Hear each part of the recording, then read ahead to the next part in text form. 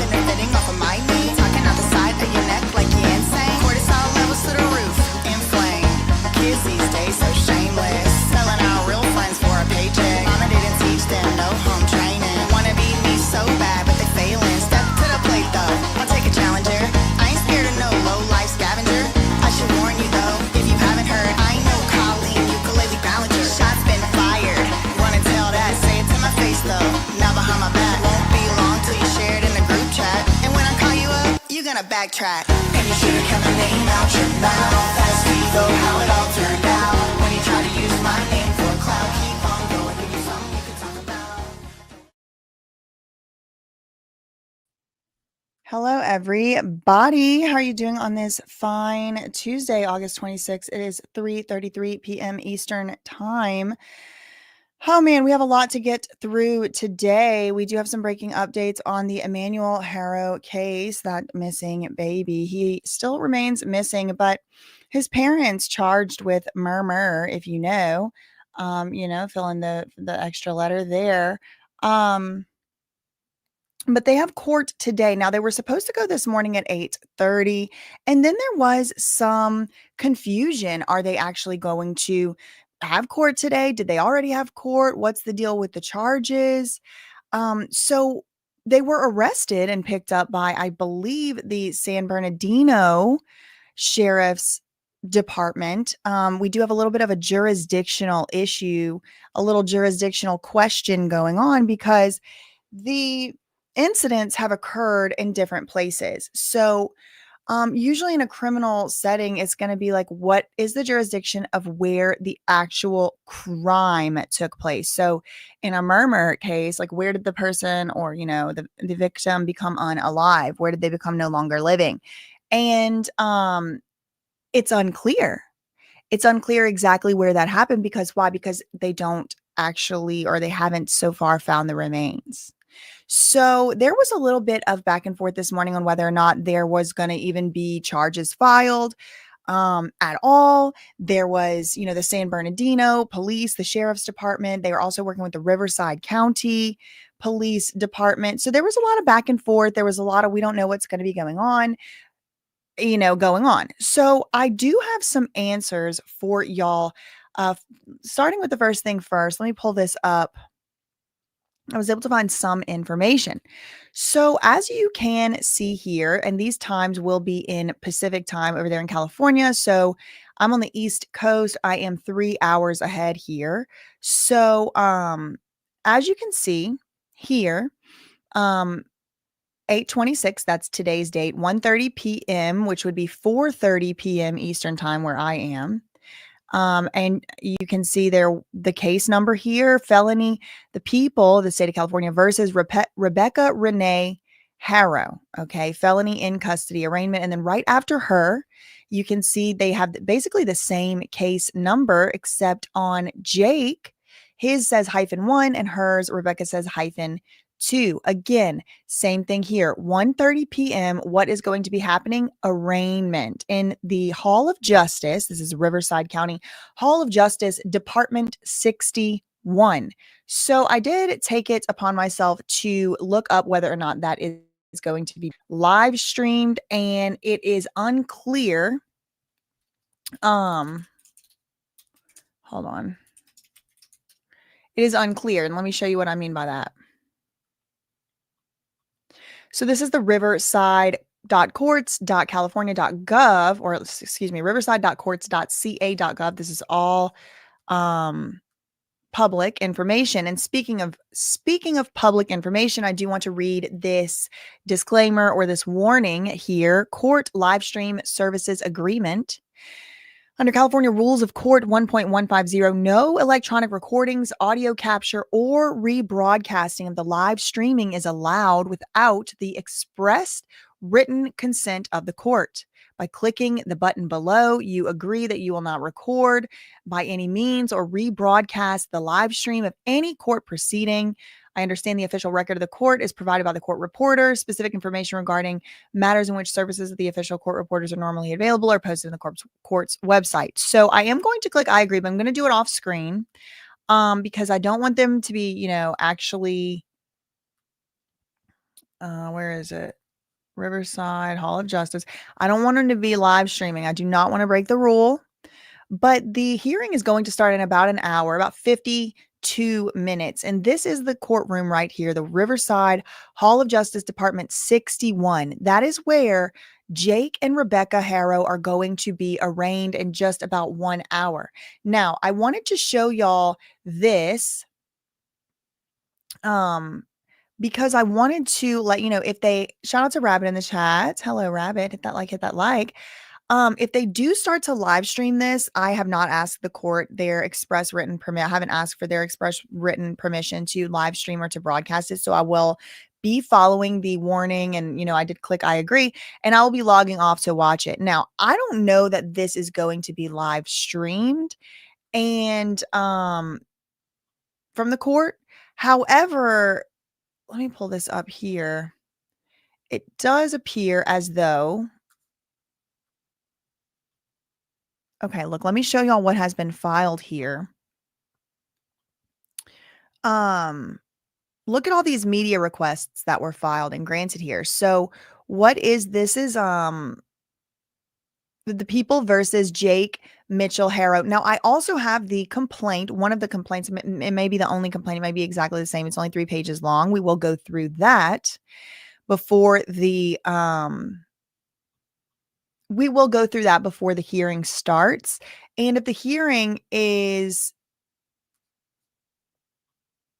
what did act do? I'm not gonna get act because I know how to act. Oh, anyway, yeah, exactly. You better tell him TGF. So we are going to go through the complaint. It's only 3 pages long, but I do want to make sure that before the arraignment hearing starts, we're kind of all up to speed and we're all on the same page because I know that it is difficult to keep up with what is actually going on in this case. It's like, wait, I thought they were already charged. What do you mean now they formally charged? I thought they were charged when they got picked up on Friday.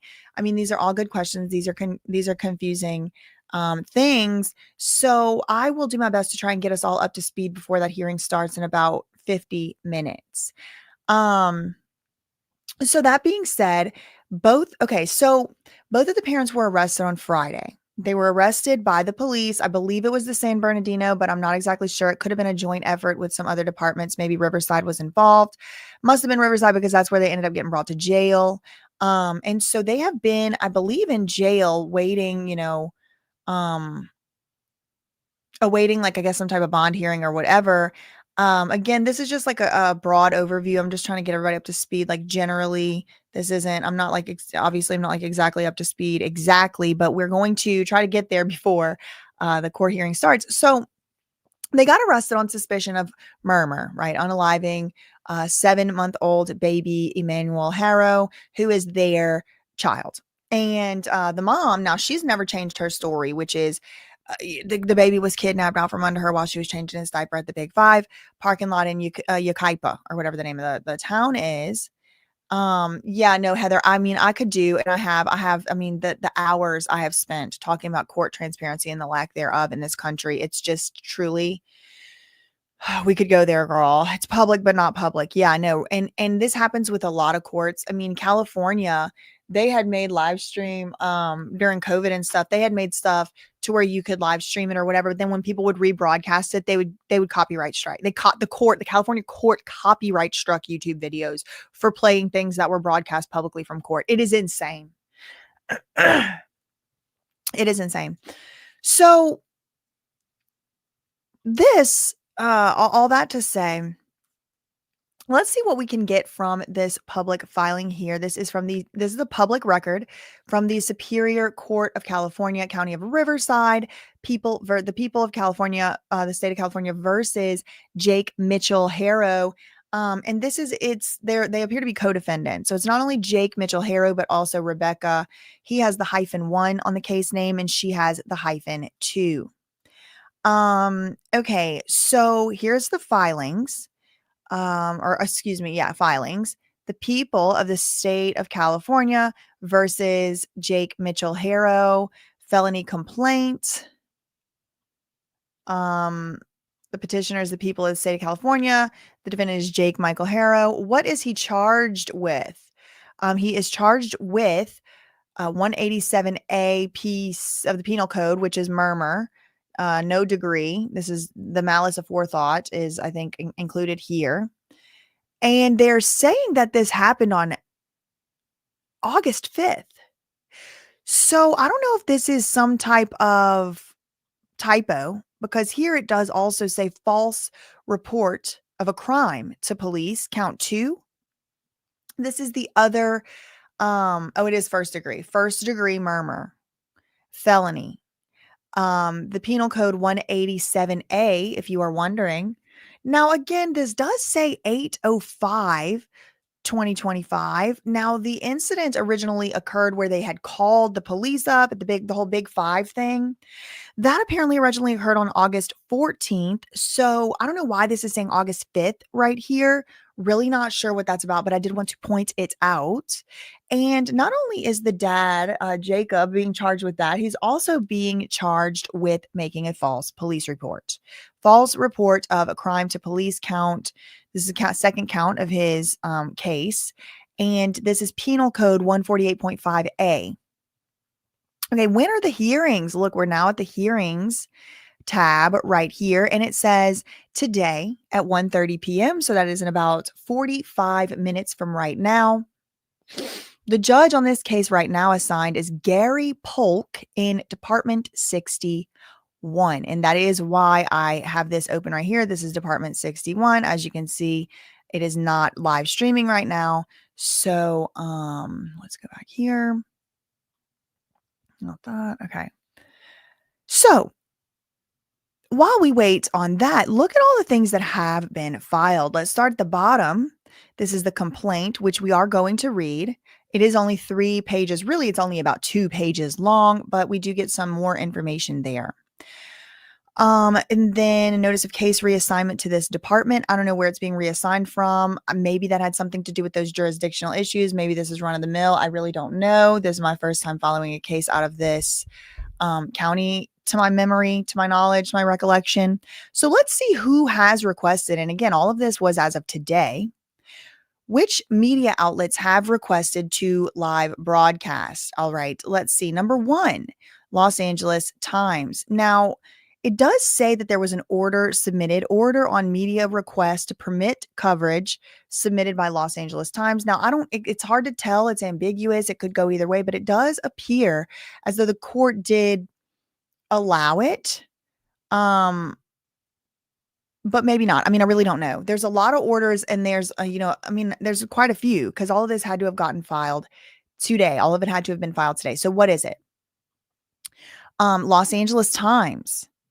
Also, KABC TV media request to photograph, record, or broadcast. And then the judge submitted an order. Court order regarding media request to photograph, record, or broadcast. I don't know as to whom. It doesn't say who in this one. See, this is like here it says Los Angeles Times. So we can add them up. Here, look. Los Angeles Times, request and order. Boom, got it. Then we have KABC TV, request and order. But I don't know who this one is for. Court order regarding media requests. I don't know. It doesn't say. And this one too doesn't say. But then we have another pair here. Media request from KCBS, KCAL, and an order. So there's actually a few stranded orders with no media company attached. So it may be, does each one have, okay, 1, 2, 3, 1, 2, 3. That's what it is. 1, 2, 3. So it's just 3. It looks like it's 3 separate media outlets have requested to do something, photograph, record, or broadcast, permit coverage. And then that's like an ABC affiliate, a CBS affiliate, and the Los Angeles Times. So they will have their cameras in there. I don't know if that means that we will be able to see it. I will, I think they all go. I think it's like 3 with each one. Let me go to YouTube though and make sure we're not going to be missing some live Emmanuel Haro trial coverage.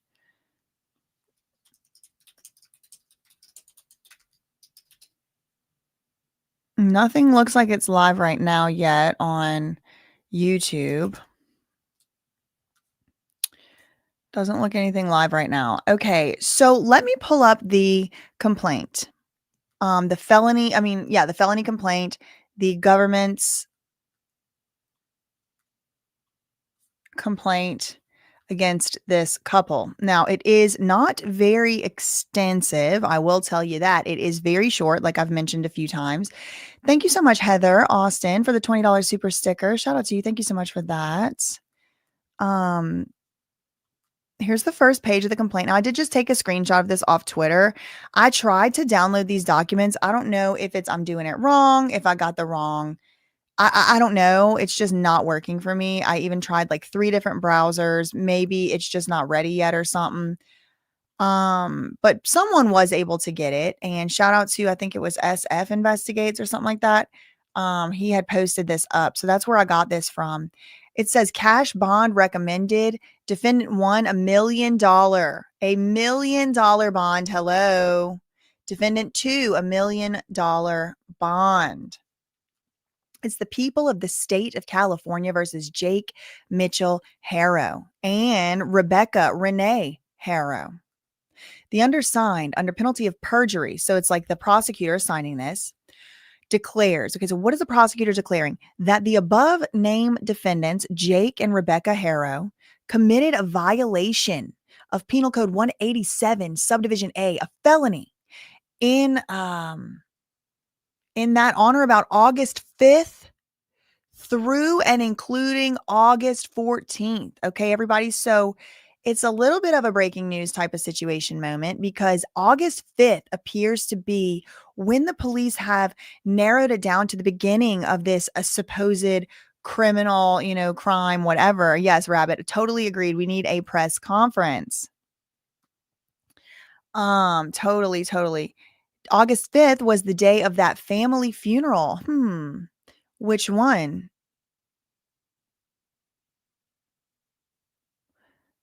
Okay, let's see. Okay, so let me pull up the second page.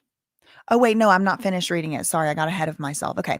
August 5th through and including August 14th. And that was the day of the supposed false police report call. Again, y'all, I mean, innocent until proven guilty. I don't know. I wasn't there. I can tell you that for sure. So, innocent until proven guilty, but they're alleging, the police, the prosecutors, whatever, they're alleging that this crime began, and it's murmur. We're talking about murmur, okay, began around or about August 5th. So it appears as though the police officers have narrowed it down to at least going back that far, this conspiracy. I mean, I'm calling it a conspiracy. They are not charged with conspiracy. They are each independently, separately charged with murmur and false police report, okay? Things can change, though. Things can be updated and things can be amended.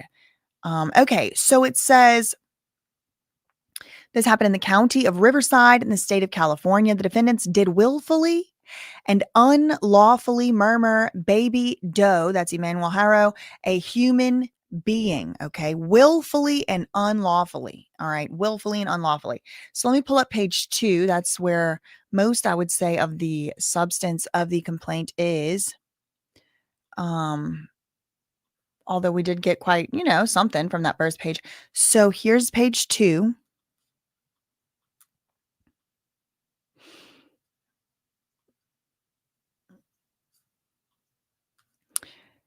So count 2 states that the above named defendants, Jake Mitchell Haro and Rebecca Renee Haro, committed a violation of Penal Code Section 148.5 Subdivision A, a misdemeanor in that on or about August 14th in the county of Riverside, state of California. They willfully and unlawfully reported to a police officer, deputy sheriff, and member of the California Highway Patrol that a felony and misdemeanor had been committed, knowing that report to be false. Okay, this is a misdemeanor. This is not a felony. This is obviously not the same as murmur. This is one of those little tack-on charges. They are saying, and shout out to Rabbit in the chat, bail is $1 million. Yep, on each one. When was the baby last seen? Great question. Pursuant to section 1109 of the evidence code. Oh, wait, hold on. I wanted to do a little bit more analysis here. So the first page was willfully and unlawfully murmuring. And we've spoken before on this channel, or I've spoken before to y'all or with y'all about the malice aforethought. They're charging them not with negligence, not with, oopsie daisy, lack of diligence, breach of duty of no. They are charging them with intentional mens rea like the mens rea is established or hasn't been established, innocent until proven guilty. But I get distracted by his comments. I got distracted by somebody saying make it 2 million. Ew. Where am I at? So I don't exactly remember. I get distracted by things. But the first count is murmur. The second count is less serious, but I still see why it is very serious to like call and get everybody. I mean, the whole entire world is now involved in this because these people called and made this 911 call. Oh, it was a baby was snatched out the parking lot and all that. I mean, now all of us are invested because she came out and said that stuff. Okay, so then there's 1109 notice. What does this mean? Pursuant to section 1109 of the Evidence Code, evidence of the defendant's commission of other acts of domestic violence may be admissible. Okay, so they are going to possibly be putting into trial evidence of other acts of Jake and or Rebecca Haro's past incidents or evidence of the defendant's commission of other acts of domestic violence. They may be admissible at trial. So what comes to my mind is like that first baby, Promise Faith, who we talked about on a video or two here. And it says it may be admissible at trial under Evidence Code 1109, where in a criminal action, such, as this one is, in which the defendant or the defendants are accused of an offense involving domestic violence. So in California, or I guess everywhere, under Rule 1109 of the Evidence Code, what otherwise would not be allowed to be admitted, which is this prior bad acts evidence, this evidence that you have done a bad act in the past or a similar bad act in the past, usually that's not going to be allowed. But under Code 1109, and staying within certain restrictions, like such as giving notice, prosecutors are allowed to bring certain evidence of prior domestic violence incidents in a case where the person is charged or accused of domestic violence.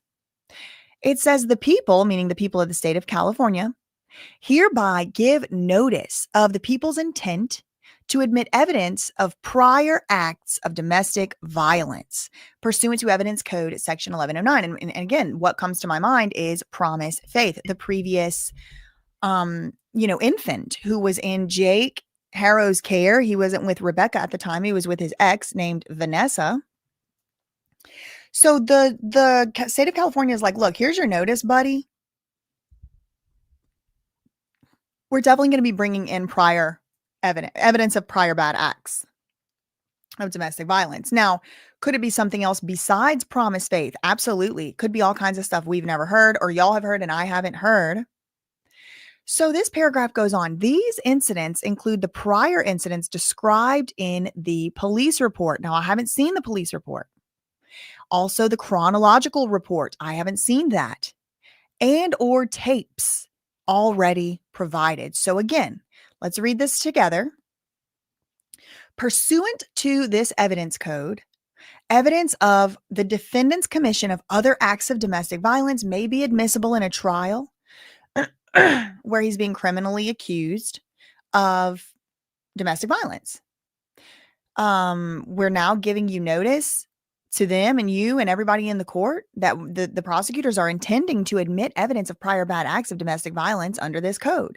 These incidents include the prior incidents described in the police report, the prior incidents described in the chronological report, and or tapes already provided.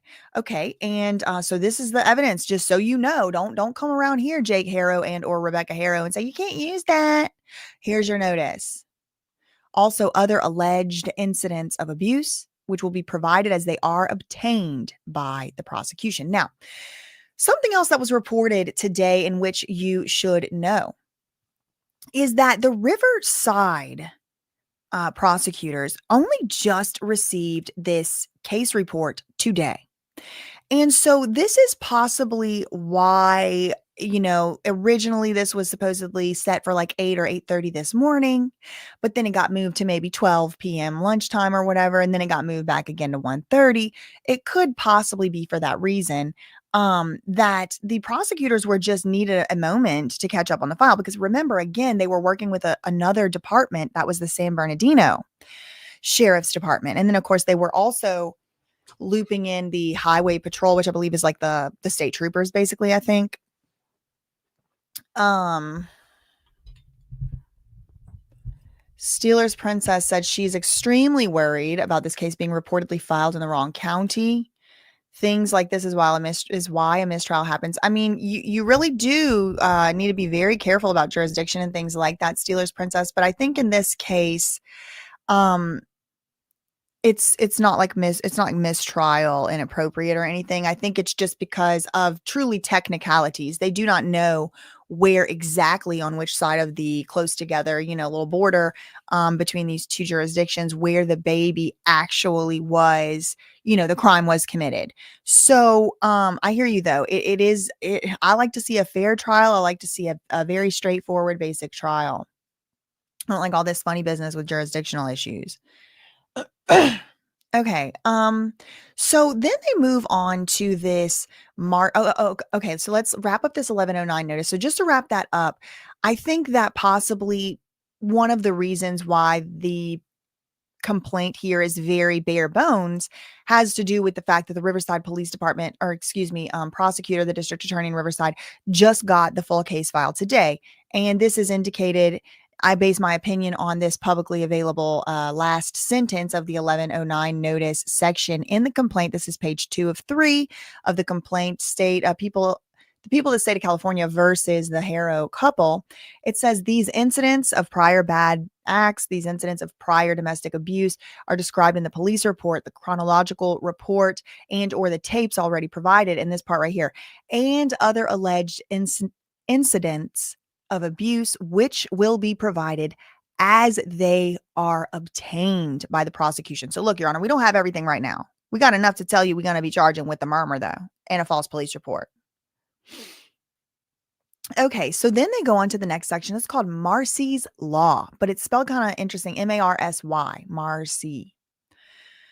It says information contained in the reports being distributed as discovery in this case may contain confidential information protected by Marcy's Law and the amendments to the California Constitution, Article 1, Section 28.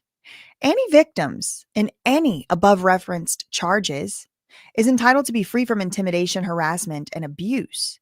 It may be unlawful for defendants, defense counsel, and any other person acting on behalf of the defendants to use any information contained in the reports to locate or harass any victims or the victims' family or to disclose any information that is otherwise privileged. So I don't know. I don't have really any information or prior experience or knowledge about this Marcy's Law thing.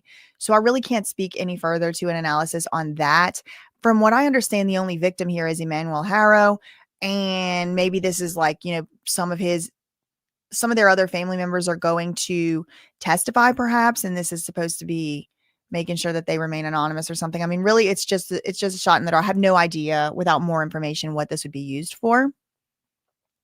So let's move on to the next paragraph. This says discovery request pursuant to Penal Code Section 1054.5 subdivision B. The people, that's the prosecutors, are hereby informally requesting that defense counsel, so the lawyer for Jake and Rebecca, and again, this could be two separate lawyers. This might not be the same lawyer, and I have reason to believe they don't share a lawyer because Jake Harrow's lawyer, Vincent Hughes or whatever, has come out and specifically said many times he does not represent Rebecca. So I would think he may even be conflicted in representing them because what if they start pointing the finger at each other? It wouldn't surprise me if at least Jake does that because he's done it before in his previous relationship in this previous incident of, child, whatever it was. Okay. So there's one final page. Page 3. I'll pull that one up now. That's pretty much it though. But I do want to show y'all for completeness what I saw in the public docket, or excuse me, publicly put. This was on Twitter. I didn't even get this off the docket. Like I said, I'm having trouble getting the documents from the docket at this time. Hopefully that doesn't continue to be the case. Okay, so I declared a penalty of perjury upon information and belief under the laws of the state of California that the foregoing is true and correct. This was filed today in the Rebecca Haro case number, but they have the same they have the same case number, but they are like -1 and -2. Brandon G. Smith is the assistant district attorney on the case, but also Michael A. Hestron. So that's the complaint. That is the complaint. And again, it is very bare bones. Michelle said there was another child removed from their care the day before they were arrested. I think a 2-year-old. Exactly. Yes, I did hear that. I did hear that. Okay, so let me see what else I have on here.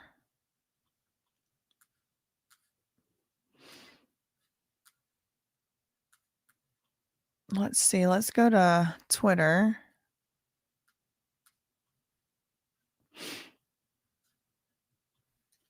And see what we have, like checking over there when they give us new stuff. Okay. We're on Twitter here.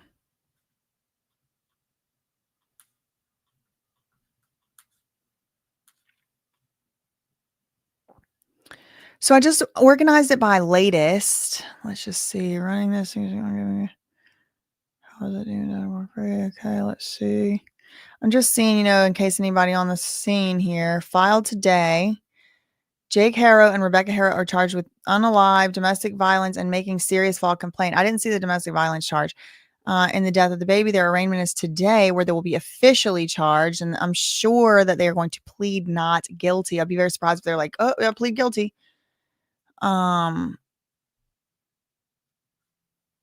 Again, it's going to be interesting to see how they're going to prove this with no body. I do wonder what's making them think that. I'm wondering what's going to come out, if anything, on the court record today. From what I understand, these arraignments are very just like, how do you plead guilty or not guilty, like kind of thing. And then bail is set. I think the bail has already been set. So who's watching? DM'd me info about Marcy's Law. Thank you. Let's see. I do want to update.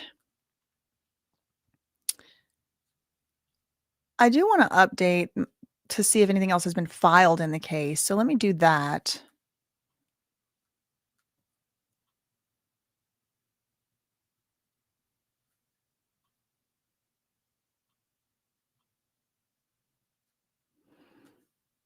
Look at all of these. We have some more media reports. Excuse me. We have some more media requests. New York Post has submitted a media request to photograph, record, or broadcast. And then the court did issue an order on it. KESQ TV also requested to broadcast, photograph, or record, and the court has given an order on that. Let's go to YouTube and see if anybody is live streaming it. Because if it's on YouTube, it's on YouTube, girl.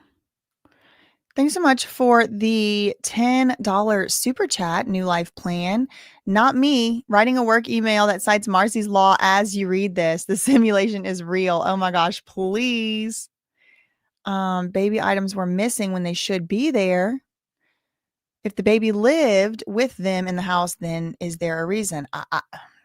Your guess is as good as mine. Thank you so much, New Life Plan, for the $10 more super chat. Marcy's Law just lets you, as a party, get an unredacted police report. Third parties get a redacted one. Okay. Interesting. Thanks so much for that $10 super chat and for that information.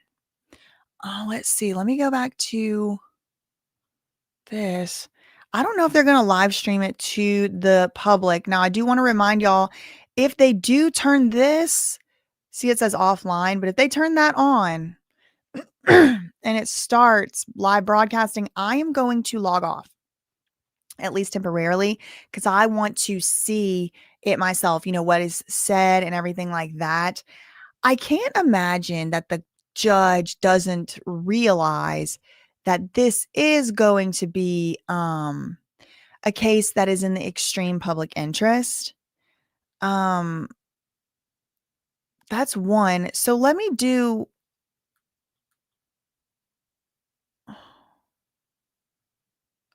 And this is another one that charges you for documents. I really hate that because it's so expensive to just buy these documents all the time. Let's go. This is -2. I'm just for completeness and to be thorough. Yeah. Okay. So again, just to remind you, who is the media that is going to be requesting and has requested rather to have their stuff here, either to record, broadcast, or photograph. You have the Los Angeles Times, you have an ABC affiliate, you have a CBS affiliate, like a local one, you have the New York Post, and I think there was a KESQ. So the ones on the -1 are getting filed faster than the -2 if you are keeping notes at home. Okay, we'll go with -1. Again, y'all, I have had a hard time getting the documents here, even though you do have to pay for them. Um, like, it does give you an option to like buy the documents or whatever. There's like a document download button, and then but when I click it, see this right here, document download. When you click it, it just like brings you to the screen, and it's like nothing in the cart. So I don't really know like how else like what like I don't know what really to do with this. Um yeah, maybe people are getting certified copies. Thankfully somebody was able to get it, the complaint at least, and I was able to read it to y'all. So we'll go back to that page right here. And that does appear to be the only thing that's like, filed by the state. See, it says filed by and it says confidential or not. People of the state of California, they filed this felony complaint today. There was some type of reassignment to this department. I don't know from where. And then the media requests started to immediately seemingly roll in. Now, it's pretty much been all day we've been waiting for this hearing to to roll around. It was supposed to be early this morning. Um, so we have this guy, Joseph Morris. I don't know him from Adam, but I'm just on Twitter here. He said criminal complaint against Rebecca and Jake Haro, who were officially charged with murder, making false statements, and DV in the death of 7-month-old Emmanuel, awaiting arraignment and probable cause affidavit. Yes, I would like to see the probable cause affidavit. That's going to be, I believe, where we're going to see officially for the first time, did they find blood? Did they find evidence? What made them think that these parents were guilty of such an atrocity? And I typed it in here just to get an AI overview summation of what is a probable cause affidavit in general. Probable cause affidavit is a sworn written statement by a law enforcement officer detailing the facts and circumstances that lead them to believe a crime has been committed and is required for a judge to issue a search or arrest warrant, particularly in cases of warrantless arrests. It contains objective facts, not just the officer's suspicions, and serves to demonstrate a fair probability or reasonable basis that the evidence of a crime exists at a specific location or that a person has committed a crime. So these probable cause affidavits could be for arrest warrants or they could be for search warrants. So it's using language for both here, but we're talking about to move forward at the trial. Again, I don't know this man from Adam, but that is what he is saying. Haro case in the criminal complaint. He's listed as Doe. The parents of missing 7-month-old Emmanuel have a written. Okay, let's see. Let's do another search here because this is a breaking, developing story. Yeah, again, this is something I already did note earlier in this live stream that we're on right now. But yes, the reporting, the documentation in the court does appear to list a start date of August 5th. So I wonder if August 5th is when they believe, hold on. They're saying body found, but this has been fake news being reported for days.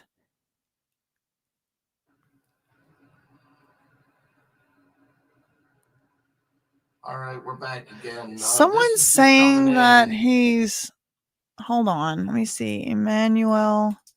Again, please, y'all, don't get your hopes up for something to be found because we've seen the, misinformation or whatever travel before, even if it's not on purpose. But I am waiting for him to find these remains if that's going to happen. No, so far, no.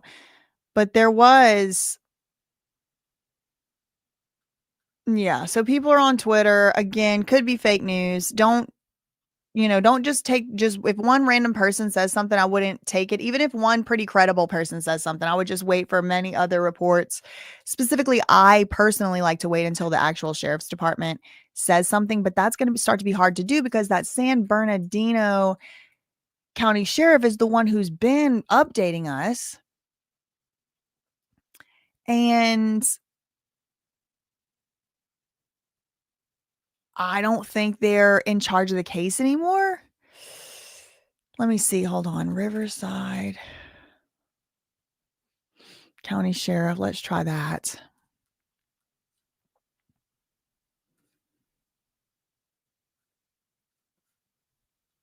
Nothing here. Okay, so nothing on their Twitter. Okay, so a bunch of bikers showed up today, they said. I did see that. I don't know if that, why that's, necessarily, news, but, I guess shout out to them. I don't really know anything or, does that mean something or I wanna know why this guy thinks this, though. But again, y'all, he's saying Emmanuel Haro on Gilman Springs Road in San Jacinto. Why does he think that? The parents were supposed to be arraigned today, but we haven't heard anything back yet. As soon as we find out what's going on, we'll let you know. But 7-month Emmanuel Haro's body has been found. I don't know why this man is saying this, so I really can't say. He's not even saying where he heard that news. He could be right. I'm just personally over here. I'm not about to be one of them ones that's like, oh yeah, he's fine. I need it confirmed and reconfirmed personally. Okay. Yes. So there's people on Twitter. Let's see what they saying over here in the Twitter streets.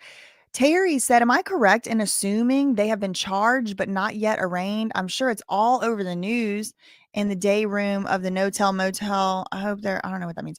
But I will say, I don't know what a no-tell motel is. Yes, they have been charged. Arraignment at 4:30 p.m. Pacific time, which is in 14 minutes. Okay. Let's go back to this and see if anything else has been filed over here. Cause they are filing stuff. It is a breaking case. It is a breaking developing story.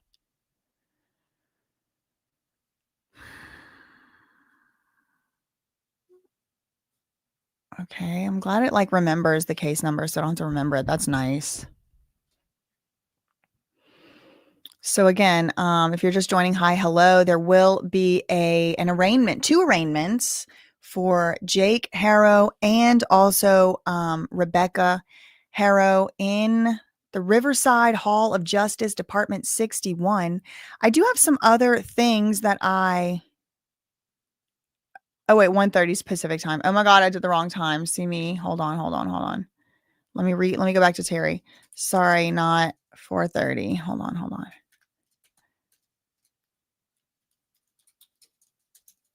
1:30. See, but that's why I put the still roughly 13 minutes from now.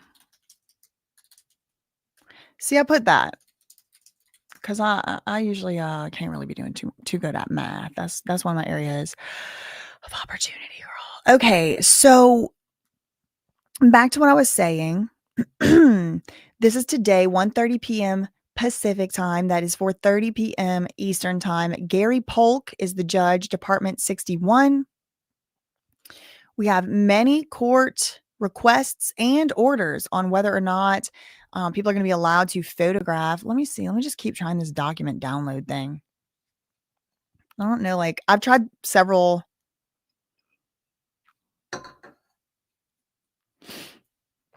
I have tried several browsers. It's just not working for me. So I don't know if I'm doing something wrong or what. So let me pull some of these things up. Okay, so this was an interesting tweet. Again, take with a grain of salt. I don't know who this person is. But just in case this somebody who knows what they're talking about, this was from about 3 hours ago, and it says, it's from a sign editor guy, J-Rod. It says Haro update. Riverside DA scrambling this morning to put together evidence for court arraignment for Jake and Rebecca Haro. The district attorney's office officials say that they have until noon to get a solid case to the judge. So that was noon was about an hour ago. So I guess they did get the case to the judge or whatever. Again, y'all, I mean, I don't know who this person is, but let me go ahead and follow the Riverside DA. Let's see if they have said anything here. No, I mean, no. Although many students have already returned to the classroom, so looks like no, they haven't said anything. What? Riverside County District Attorney Office. What? They got it going on over there, not in a good way, girl. Okay, anyway. What else did I want to show y'all? This is just stuff I'm collecting from. Oh yes, I did get the Bikers Against Child Abuse tweet. Here y'all go. There's the bikers. Shout out to the bikers, I guess. I mean, I don't know what they're doing out there. Like, unless they're doing something bad or something, then not shout out to them. But I mean, it seems nice. Like, Bikers Against Child Abuse, like, seems like a good thing, I guess. So, I mean, I don't know. I really, I don't want to be endorsing something that's not good or something. But yeah, this is news there that they're out there. As you can see, Robert Presley, Hall of Justice, County of Riverside, and here's your bikers. What else in the news today about this? Yeah, I wanted to show y'all this line. This is the line outside the court this morning. Now, this was around at least like 9 or 10. So I don't know if this is what it always looks like outside the Robert Presley Hall of Justice, County of Riverside, but this is apparently what it looked like today. And this was posted by Laglizzy News.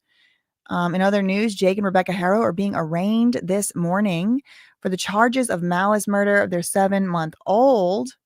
This is the line outside the courthouse. So there's that. I wanted to show y'all that.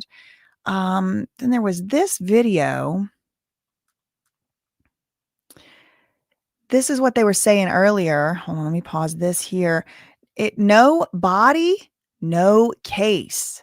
It's a prayer warriors for Emmanuel Haro that the DA has enough evidence against them for the charges to be filed by today, so they will not be released. So yes, earlier today, people were speculating, maybe the Riverside County DA isn't going to file charges. Maybe they are not going to find that there's enough evidence because where's the body of this baby?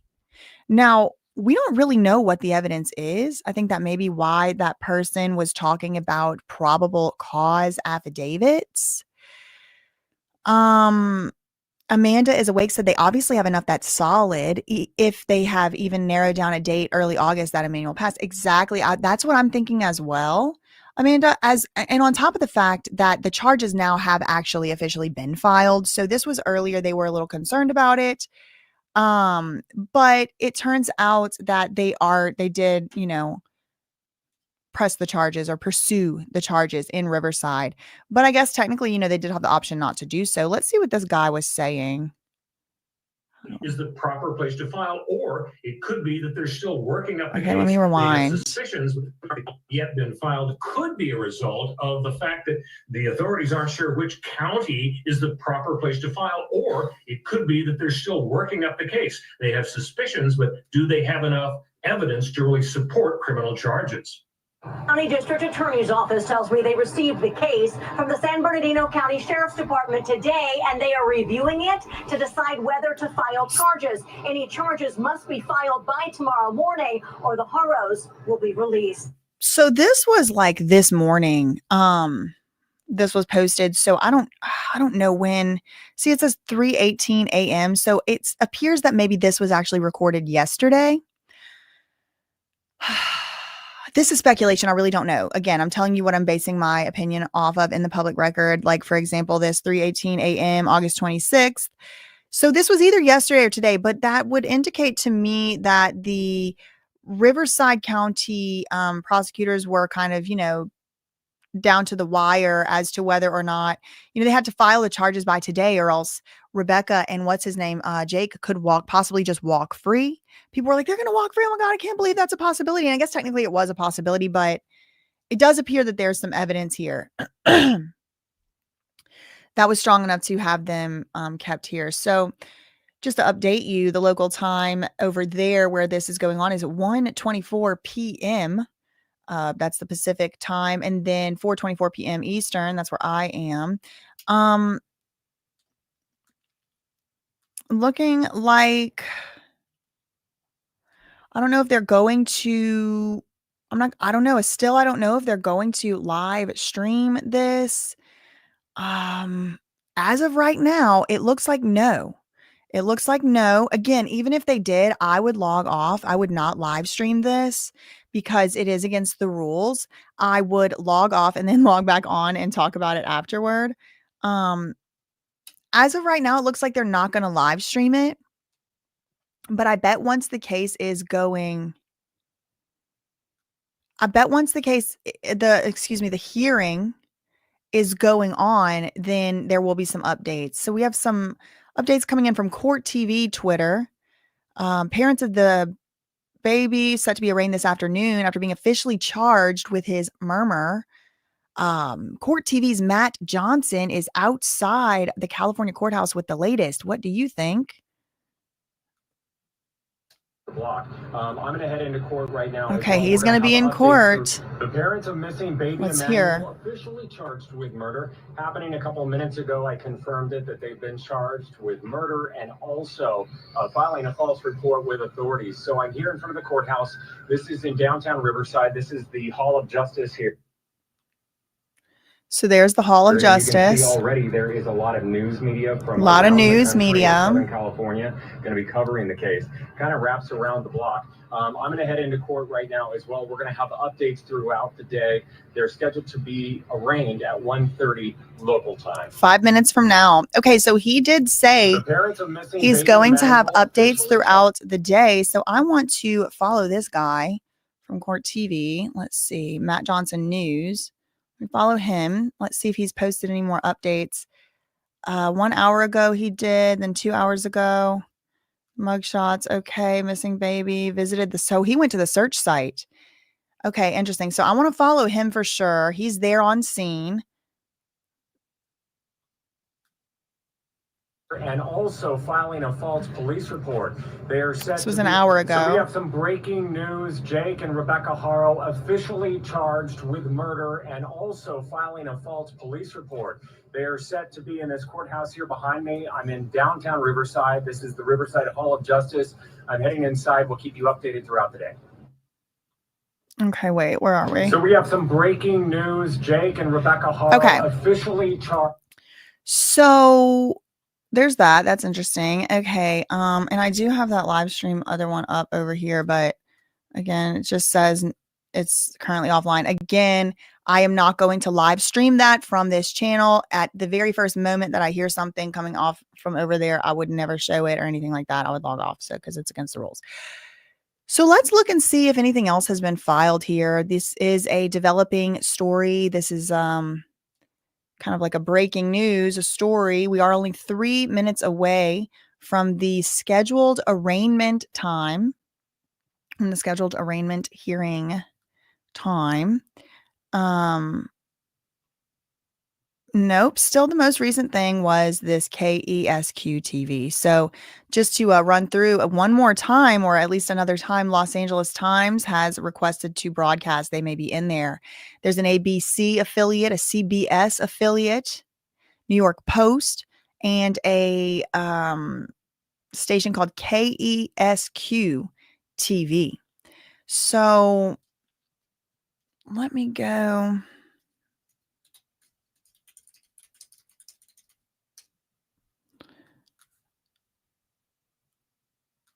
I'm just looking at just regular Google. Nothing really recent. Everything I'm seeing. Okay, so we have a TMZ article from an hour ago. Oh, it's just a Twitter. Jake and Rebecca Haro were hit with murder charges and a misdemeanor each for filing a false police report, the Riverside County District Attorney's Office announced Tuesday. Rebecca has maintained her kidnapping story from jail and told reporters she believes Emmanuel could still be alive. Girl, okay. Let's see. I'm just cycling through the different, news sources. Feels almost like we're back in the Diddy days. We're waiting for live updates. So here's Rebecca. I'm just clicking through into Rebecca's case now, even though it does appear to be the same case number. It looks like the one with the -1 gets there faster. Okay, felony. So it does say documents here, y'all, but I don't know how these people are getting the documents. This is the lead case. -1 was the lead case. Does this make a difference? No. Let's see. Still no, nothing here. Nothing's live here. Let's go to Emmanuel Haro.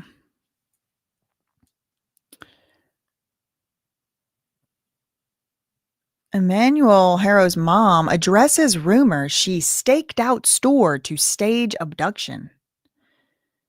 Okay.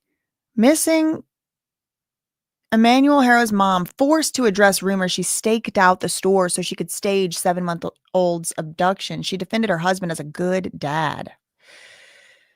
The mom, accused of unaliving her 7-month-old son, has doubled down on claims that the baby boy was kidnapped after police already shot her story down as a lie. Rebecca Haro vehemently denied rumors that she planned to stage the kidnapping days before her son's disappearing by staking out the California parking lot, where she later claimed the child was taken. So she apparently addressed these rumors, and I don't even know if I had actually heard those rumors that she had staked out this store, that she had staked out this Big Lots, Big Five or whatever, days before the supposed kidnapping. She's saying that's not true. There's, of course, her mugshot. Police think Emmanuel is no longer among the living, and the search for his body persists nearly 2 weeks after Rebecca reported that he was snatched up by somebody who knocked her out in the parking lot of a Big Five sporting goods store in Yucaipa, 10 miles east of San Bernardino. 8 days after the baby went missing, Rebecca and her husband Jake were arrested at their home on suspicion of unaliving the baby. While Jake was seen helping police search for the baby off a highway on Sunday, so the day before yesterday, Rebecca opted to stick to her story in a jailhouse interview with Southern California News Group over the weekend. It comes after widespread speculation that in the days before Rebecca reported the kidnapping, she went to the Big Five store and told workers someone had broken into her car. So there was widespread speculation that in the days before Rebecca reported the kidnapping, she had gone to the Big Five store and told workers someone broke into her car. Then she allegedly asked employees whether the business had security cameras or not. The business didn't have any security cameras in the parking lot, meaning there was no video proof of Rebecca's claims that Emmanuel was kidnapped. Rebecca simply shook her head no when asked about her rumored stakeout. Okay, so when she was asked, did you stake out? Did you stake out at the Big Five parking lot days before to make sure they don't have cameras and stuff like that? She said, the San Bernardino County Sheriff's Department did not respond to the U.S. Sun's questions. The mom, who previously had a black eye, claimed that was from the attack, insisted that her kidnapping story was true during the interview at the Robert Presley Detention Center. I will not give up. I will not give up on my baby, Rebecca told the outlet. She appeared to cry as she added, I want to be looking out for my baby. She defended her husband and called him a good dad. He would never hurt a baby. He would never hurt a baby, even though he pled guilty that one time. Anyway, however, disturbing details about Jake's criminal history have been revealed after Emmanuel's disappearance. Jake was arrested in 2018 and convicted on felony charges of willful child cruelty in June 2023. They're still searching for Emmanuel. His mom claimed her 7-month-old was snatched. We have a little timeline here. August 15th, the cops issue a statement saying the search is ongoing. He's not been found. The 16th, they still can't rule out foul play. The 17th, the police go to the Haro family home. 18th, police say they have conducted extensive searches in the Yucaipa and Cabazon, or I don't know how you say this, Cabazon, I think, areas. They also reveal that a large amount of surveillance footage has been reviewed. Girl, I need to know what they found. I want to know what's the probable cause. The 18th of August, San Bernardino cops probe an alleged sighting of Emmanuel. Police have also seized a car belonging to Emmanuel's dad, Jake. The very next day, August 20th, cops say Emmanuel has not been found. Police also they are probing a fire that broke out, or say that they are looking into the fire that broke out near the family home.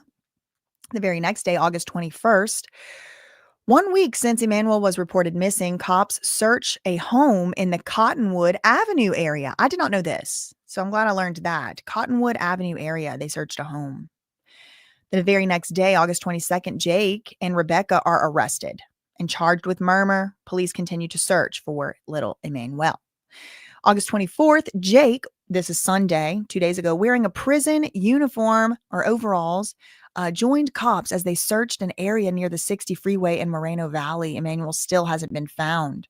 And then today, August 26th, Rebecca and Jake are expected to be arraigned in court. Back in that previous case, he was found guilty alongside his then wife, Vanessa, for causing their daughter, Promise, traumatic injuries. She was only 10 weeks old at the time. The young girl was, which is Emmanuel's sister, half-sister, was, quote, practically killed. Her family told News Nation. So here's a little, what would you call it? A diagram, little map. Here's the alleged, quote, abduction spot, right? Here's the Big Five. This is a really helpful map. Here's the home, the family home. This is where they were arrested, and this is where they allegedly found a bunch of blood on the carpets. There's no baby pictures. There's no baby clothes. Then over here, so here's a little triangle, right? Here's the Yucaipa, the Big Five store. Here's the home. They were over here for the practice, the football practice. And then over here is where they were searching the other day. And then over here, this is that property that the cops were called to on Cottonwood Avenue. And this distance right here is 2 miles. So this is all within about a 10 mile, would you say 10, 15 mile radius? Promise, that first daughter, she's now 7 years old. She was left blind, unable to walk or talk, and with only 3% of brain function. She was adopted by Avina's cousin after being removed from her parents following the hospitalization in 2018. And Jake was sentenced to 180 days in jail and 48 months of probation, court records showed. He was set to appear in court in early September over an alleged probation violation. So he was already in trouble. He was already on probation. Rebecca and Jake are expected to be arraigned in court on Tuesday afternoon, which is right now. Let me check the live stream. It says broadcast currently offline. So let's go to Twitter and see what's the latest. Maybe someone's live tweeting it or something. I've heard 7 months old. Some people are speculating if he's 9 months. I've heard 7.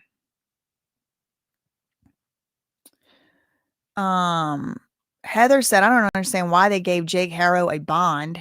Make no mistake, his enabling family will get him out.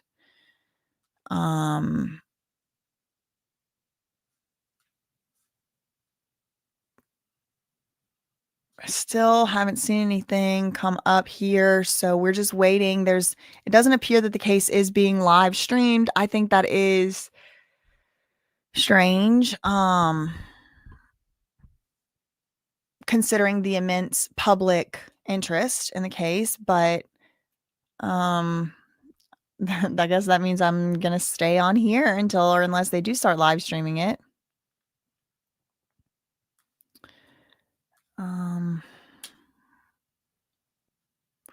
So the time right now, it's 4:38 p.m. Eastern time. This would be 1:38 p.m.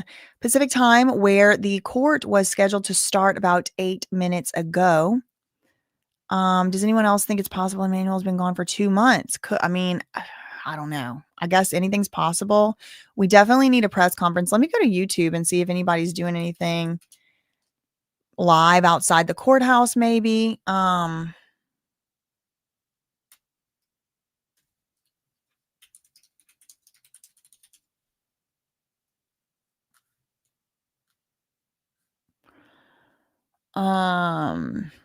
Tell me you're being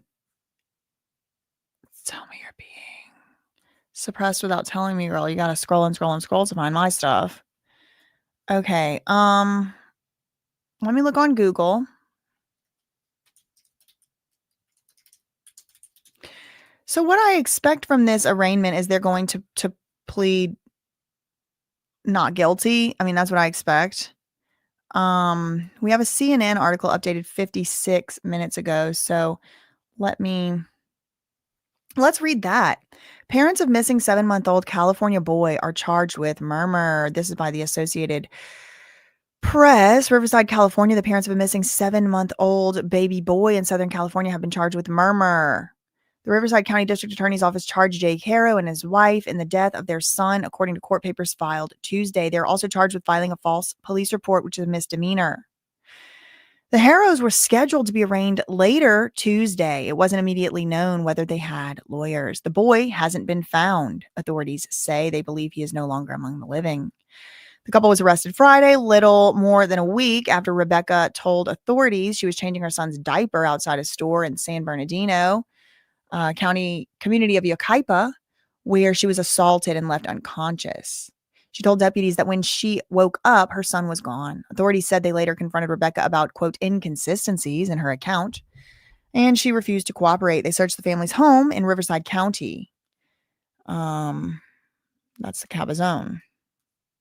Okay, so let's see. Okay, so Steelers Princess said actually from the Cabazon house to the search site is 25 miles. Plus they have to go through the mountains to get to that area. Interesting. Very interesting, to say the least. Okay, let's see. I'm just trying to clean up my tabs here. What else did I have? I clicked that already. The $1 million bail thing was interesting to me. I wish it was being live streamed. I definitely feel like I have FOMO. For sure. I want to know what's going on in there. I want to see it.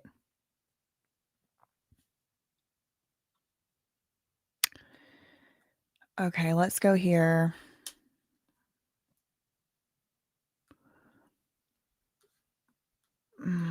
I guess everyone's just holding like bated breath here.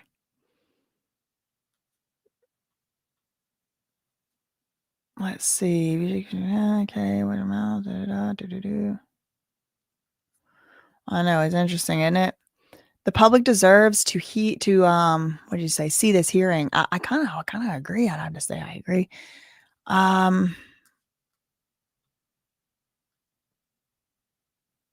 It's got 35,000 total views. Other channels. It just says off air. So far, it's not up. I don't know if they're going to put it up. If they're going to do a live stream, seems like no, since court supposedly, the arraignment supposedly supposed to start 12 minutes ago. Bare minimum, they need to have a press conference. Seriously.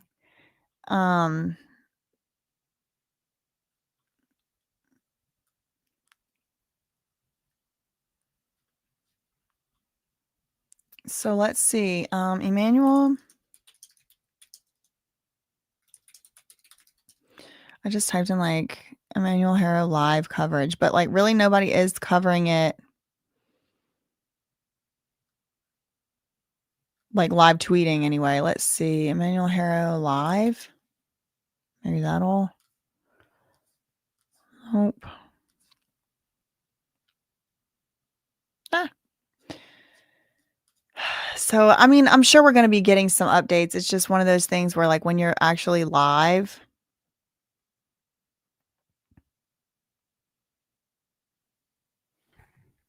No, it's not on fire, girl. It's just a candle.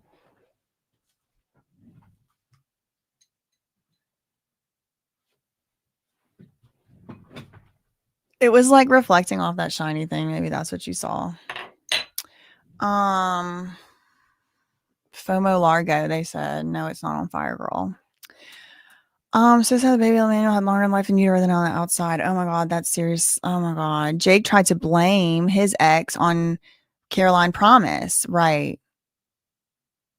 Let me see. Okay, I'm going to Emmanuel Haro on. There's really nothing here. It's like everybody, I guess, is just waiting for some updates. So the current time is 4:44 p.m. The arraignment supposedly started or was supposed to start about 14 minutes ago. I'm assuming they're going to just plead not guilty.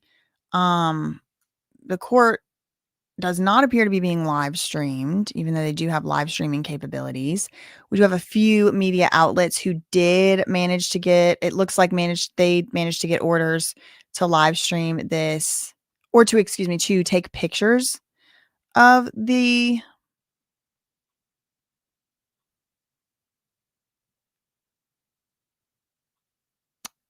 hearing.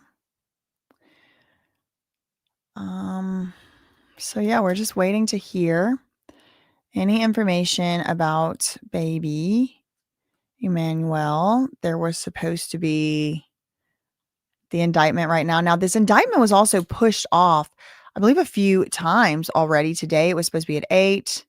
Then it was supposed to be at maybe 12.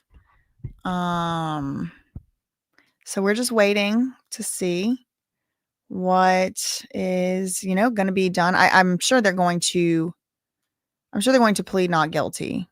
I would be very surprised for them to pop up talking about, oh, okay, guilty. Thanks so much, allegedly, Joy Miller, for the $1.99 super chat. Thank you for your coverage of this case. Thank you for the $1.99 super chats. So yeah, I mean, we're just waiting. Somebody asked me to look on Pacer for these documents. I do not think that I'm going to be able to get them from Pacer because Pacer's for federal court.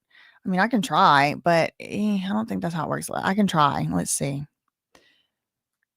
I think this is just a federal court thing though. But I'll try. Why not? Or like court listener maybe sometimes has. I'm looking for the documents.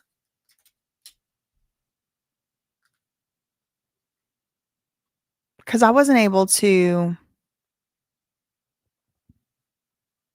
Department 61, liminal 1 says, what department is this case in? It's in Department 61, Gary Polk. Okay, this is not working, girl. Come on. Okay, we do have some Jake Haro. Oh, no, we don't. Just one. Oh, what was that? Jake versus Vanessa Haro? What? Hold on, there's a previous court case. Oh, joint debtor. Okay, it's bankruptcy maybe. Okay, got it. Interesting. Okay, I'm just doing a little side research here while we wait for some updates to come out of the hearing. There is an arraignment going on allegedly right now. Word is from the allegedly speculating channel that the next court hearing is September 4th. That's interesting. Read the new indictment. Both charged with murmur, 1 million piece. Well, I did read it already. So if y'all missed that, you can rewind. Show you what I'm doing here. Just refreshing some different things. There's other people reporting now. I would expect that it's possible that the okay, we got Law and Crime requesting. Look at all the new filings we have, y'all. Law and Crime wanted to photograph, record, or broadcast. And Nick at Night, Nique, Nick at Night wanted to broadcast or record. We have that on file. The next hearing is not up yet. That hasn't been updated yet, but we are getting some more people wanting to broadcast. So let's see.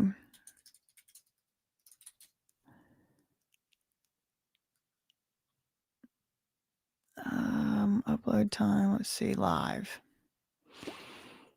Me, the Pascal, allegedly speculating. Concerns grow.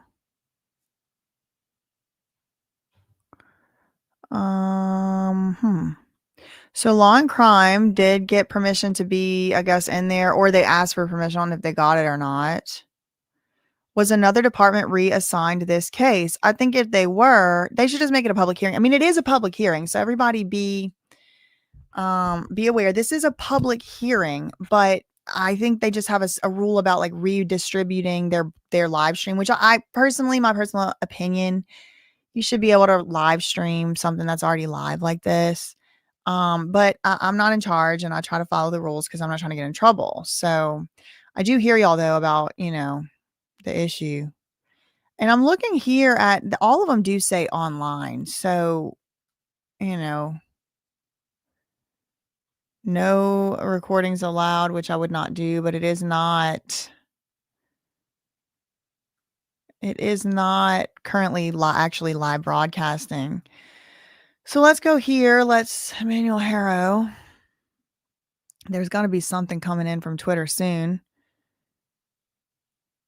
Nothing's going on. Okay. 4 hours ago, 2 hours ago. 4 hours ago, 2 hours ago. So Liminal One also is saying there's also a restraining order from Rebecca against her mom.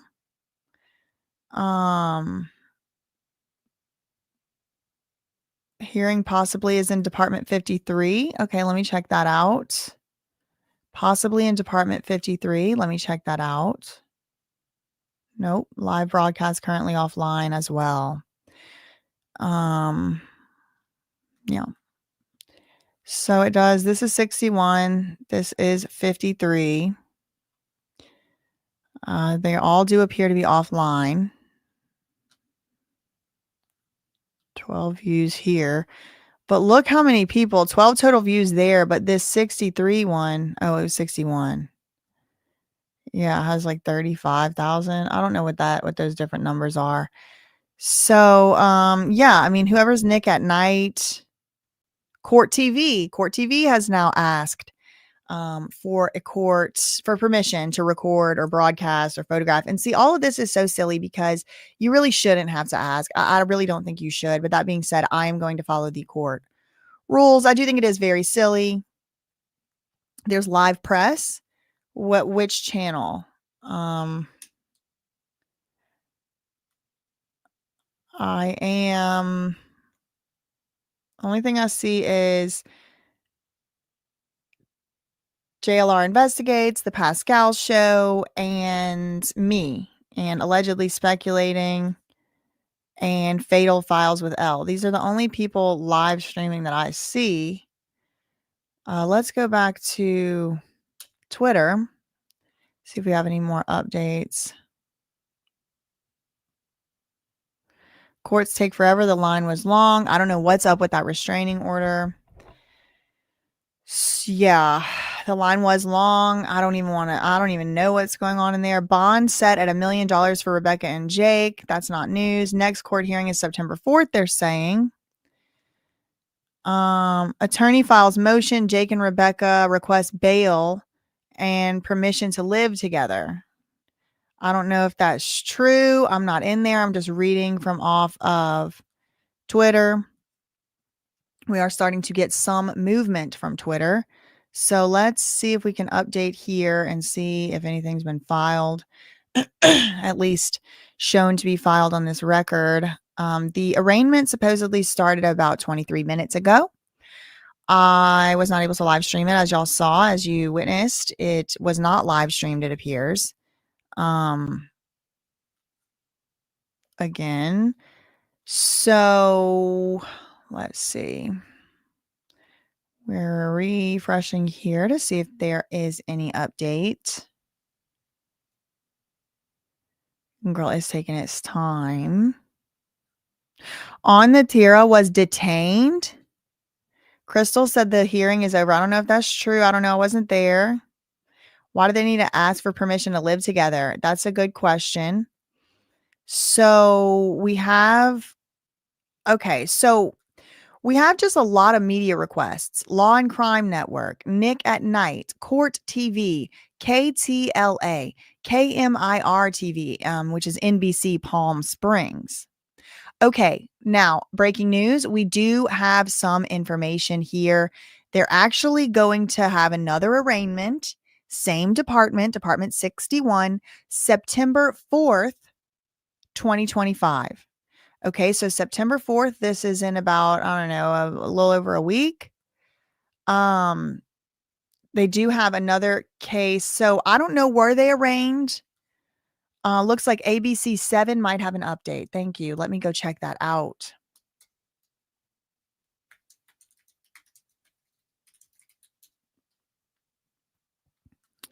I don't see it coming up yet. I don't see anything yet. The most recent thing I see was from an hour ago, from ABC 7. So I don't know. But we'll be getting some more information. Don't worry. We're about to start getting information if the hearing really is over.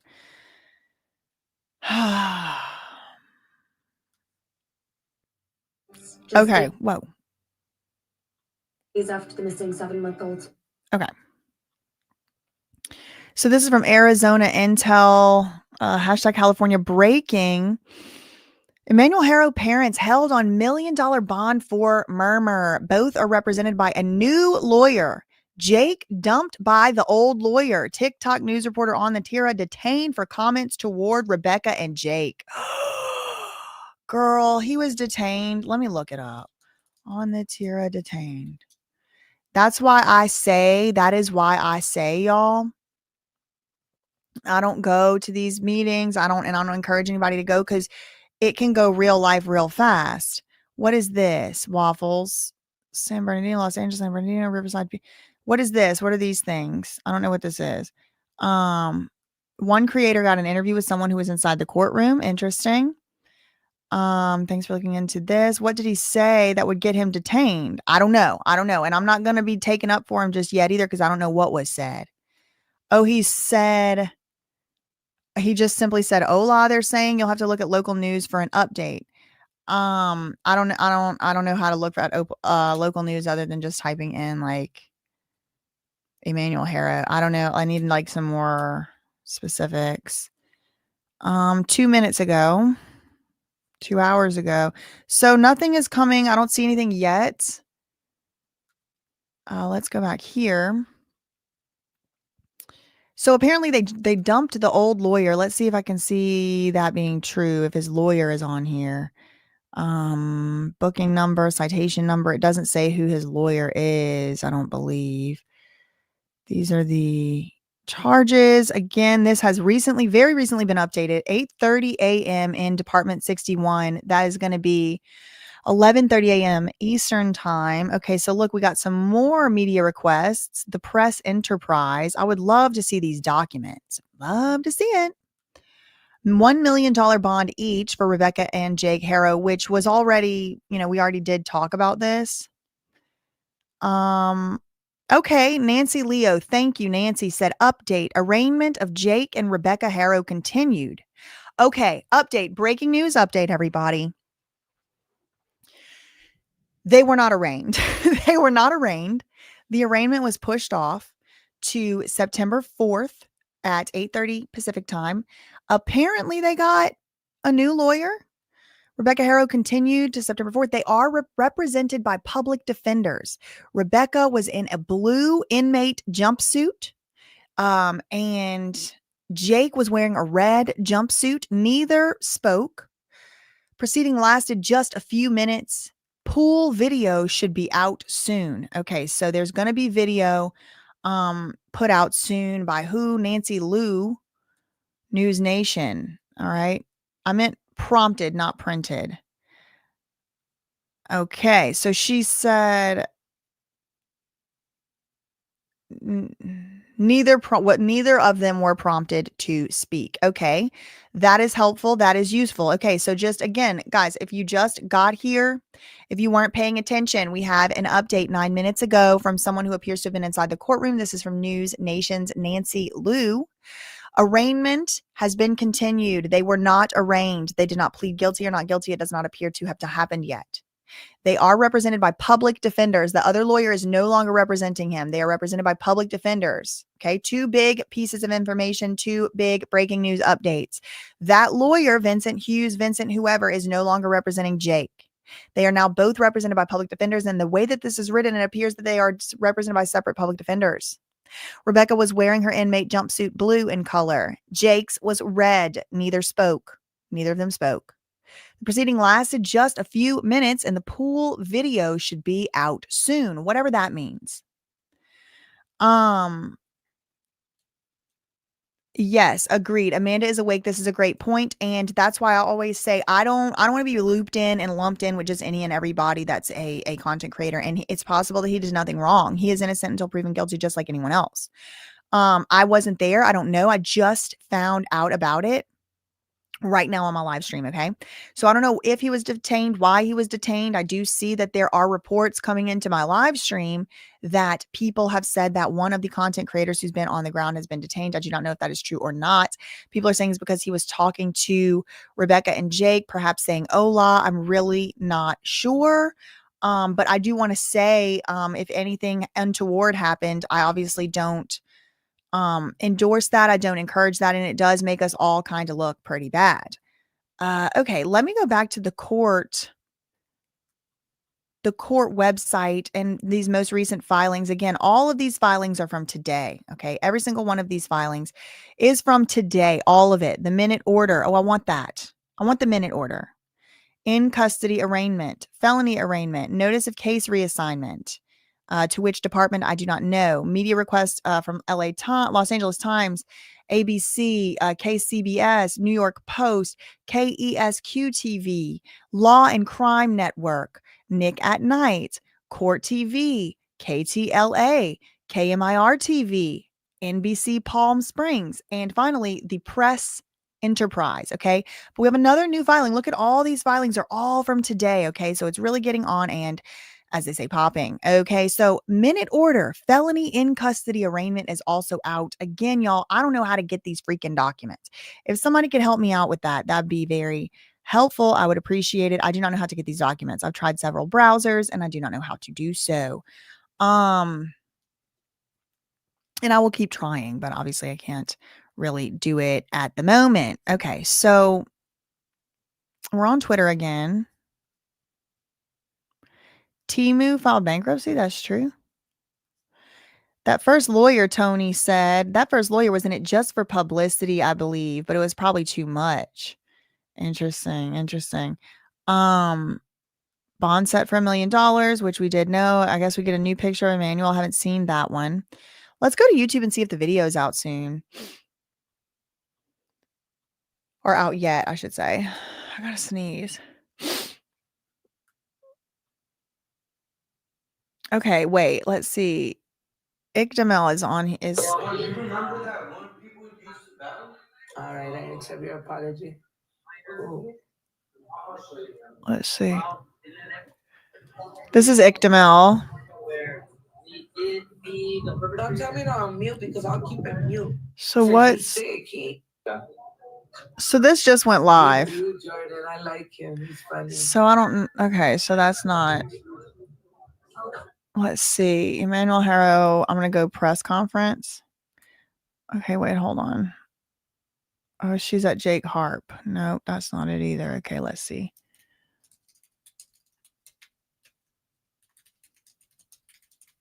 Okay. I typed in Emmanuel Haro press conference. Nothing came up. Let me do this. I'm going to sort it by who's live right now. Maybe that'll be a girl. They don't even put me on here. They are disrespectful. Oh my God. They just, you type in Emmanuel Haro and sort by who's live, and they don't even show me on here. Make sure you like the video, y'all. Make sure you didn't get unsubscribed. Because look at this right here. Whenever you look at this right here, whenever you search Emmanuel Haro and then sort it by who's live, you get JLR, you get Pascal, you get whoever allegedly speculating is, you get Fatal Files, you get Ictamel. Again, 77 watching, 46 watching. No problem. I like Ictamel. I'm subscribed. No problem. No problem at all. Where's me? I know y'all see me live right now. Where's me? You can't even click on the more results. Hello? No more results. I know y'all see this. Make sure you like the video. Make sure you support the channel any way you can, because I know y'all saw that. On the tier said Ola in the courtroom. I know, seriously. Hold on. Let me go in here. I'm going to actually change to make it even more. Make it even more. Let's see. Hold on. I'm changing my title.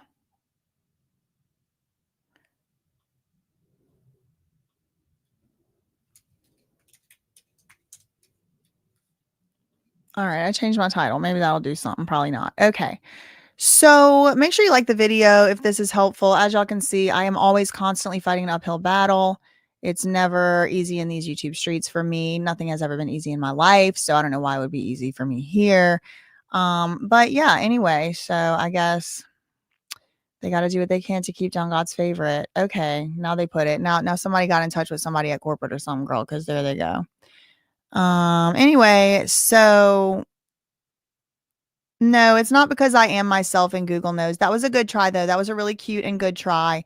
Because look, all of a sudden I'm showing up. So maybe it's not because of that. Get off my channel. Bye. Bye.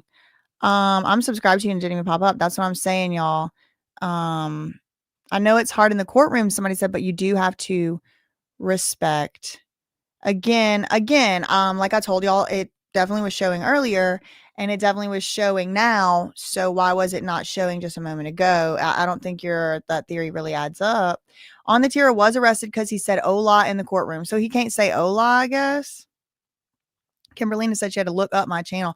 So this is how it is out here for me, y'all. So make sure that y'all are sharing my videos with your friends and family. Make sure that you're sharing them like directly with people who you know are following this case, because as you can see, it's like you have to like literally type in. Okay, let's see. I'm looking up the case filings again. Okay, so another Telemundo girl. Okay, so here are some new filings that are squeezed in between the media requests. A request for a continuance pursuant to Penal Code 1050. So what is Penal Code 1050? Again, I really want to look at this minute order. I really want to look at the minute order. Let's look at the Penal Code 1050. This is Penal Code 1050 in California.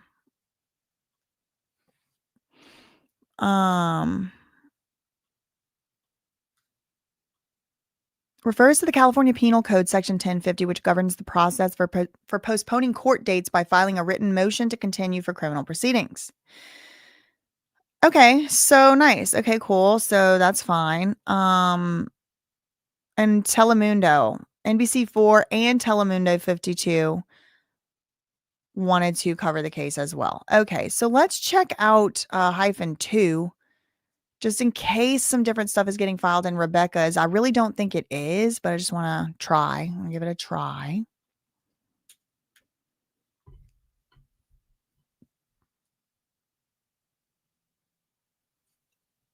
It's thinking. Okay, so here's her case. I don't know if it's just the website's like overloaded right now or my computer must be slow or something. It's thinking. Okay, Univision. Yep, Telemundo. Request for a continuance. Order on the media request for the press enterprise. These, look at all of the stuff that was filed today, y'all. All of it. It starts here, 8/26, and it just goes and it just goes and it just goes.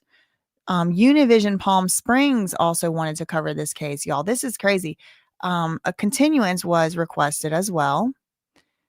And let's see if I can get anything when I do this print case report. Maybe that'll tell me something that is new. Oh, no, it just downloaded me this thing. Okay, hold on. Let me open this. In custody, $1 million bond, 60-day waiver has not been taken. Arraignment, murmur. Okay, so it's... Okay, it says case assigned to Department 53, but I guess it got reassigned. Case destination vertical.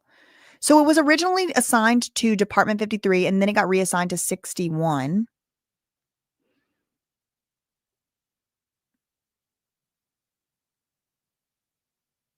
Okay, so we actually do have we have somewhat of something here. Let me open this. Hold on.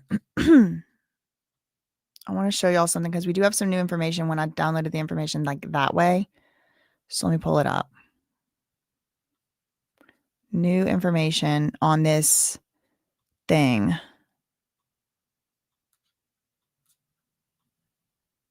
Okay, here it is. So this is when I did like the download, print, whatever. It's like Rebecca Renee Haro in custody. The case status is active. $1 million bail. They didn't do the blood alcohol level. Arrest number, San Bernardino Sheriff's Department. She was arrested on August 14th, but she wasn't arrested August 14th. She was arrested August 22nd.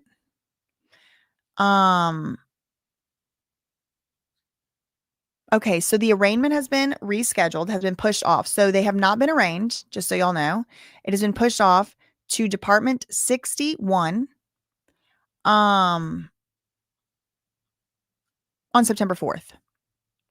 So the arraignment, okay, so jail minute order, Robert Presley Detention Center. So let's start from down here, okay? So case assigned to Department 53 at first. This was today.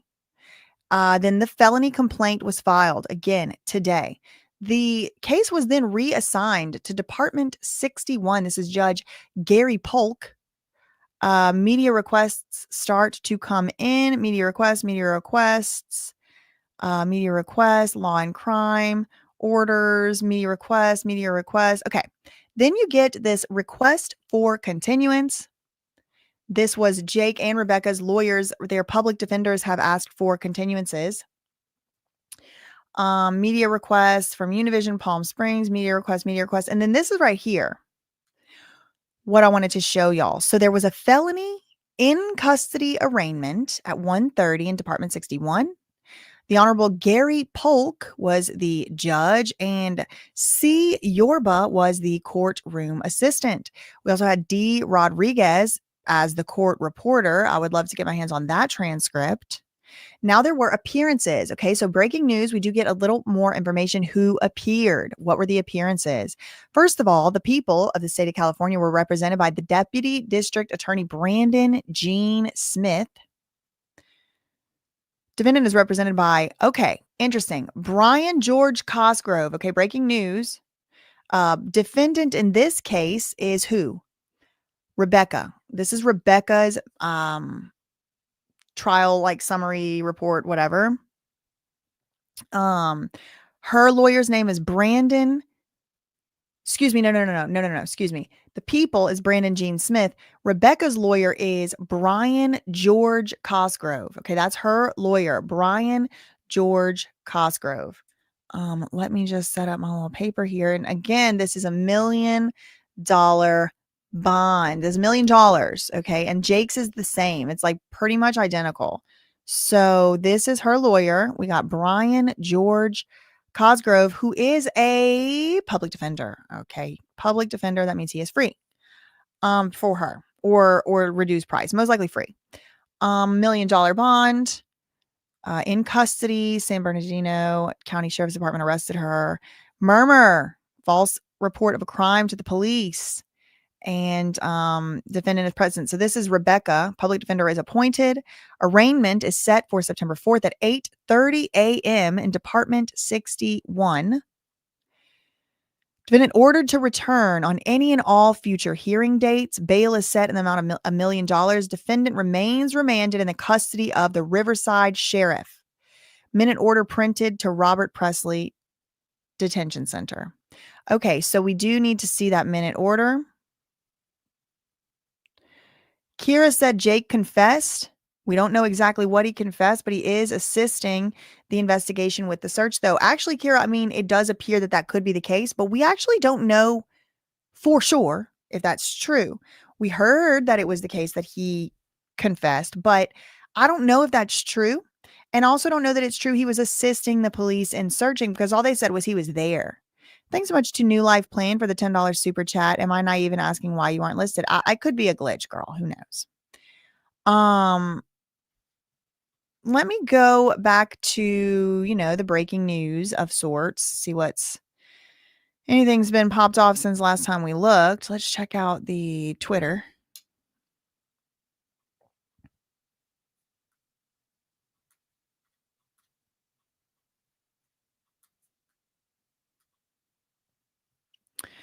Update in the Emmanuel Haro case. Jake and Rebecca had a criminal complaint filed by the DA where they each have been officially charged with murder and are receiving additional charge of filing a false police report.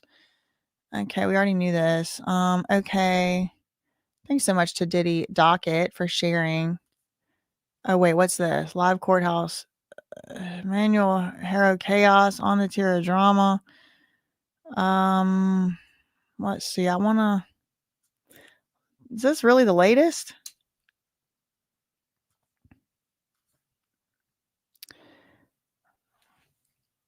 YouTubers. What?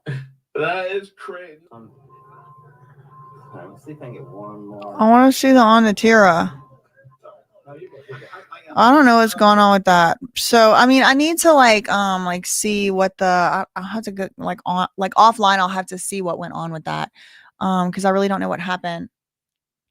I'm going back to the case here. Okay, that's one. Let's go to him and see who hit the name of his. So we do know Cosgrove is the name of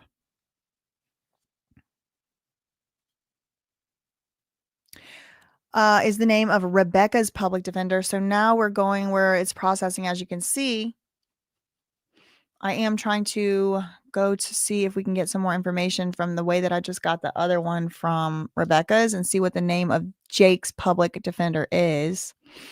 It is thinking. I imagine that there is quite a bit of traffic to the site right now. Okay, so this is how okay, so it says that his is Brandon George Cosgrove as well. So this is Jake Mitchell. I did this.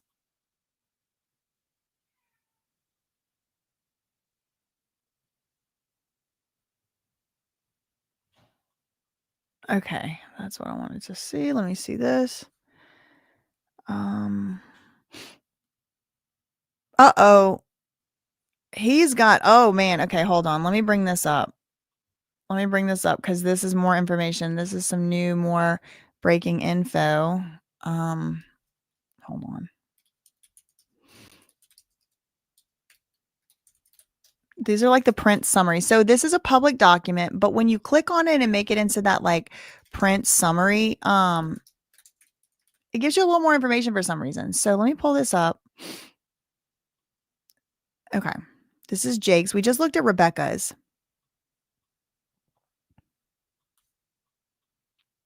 So here's Jake's.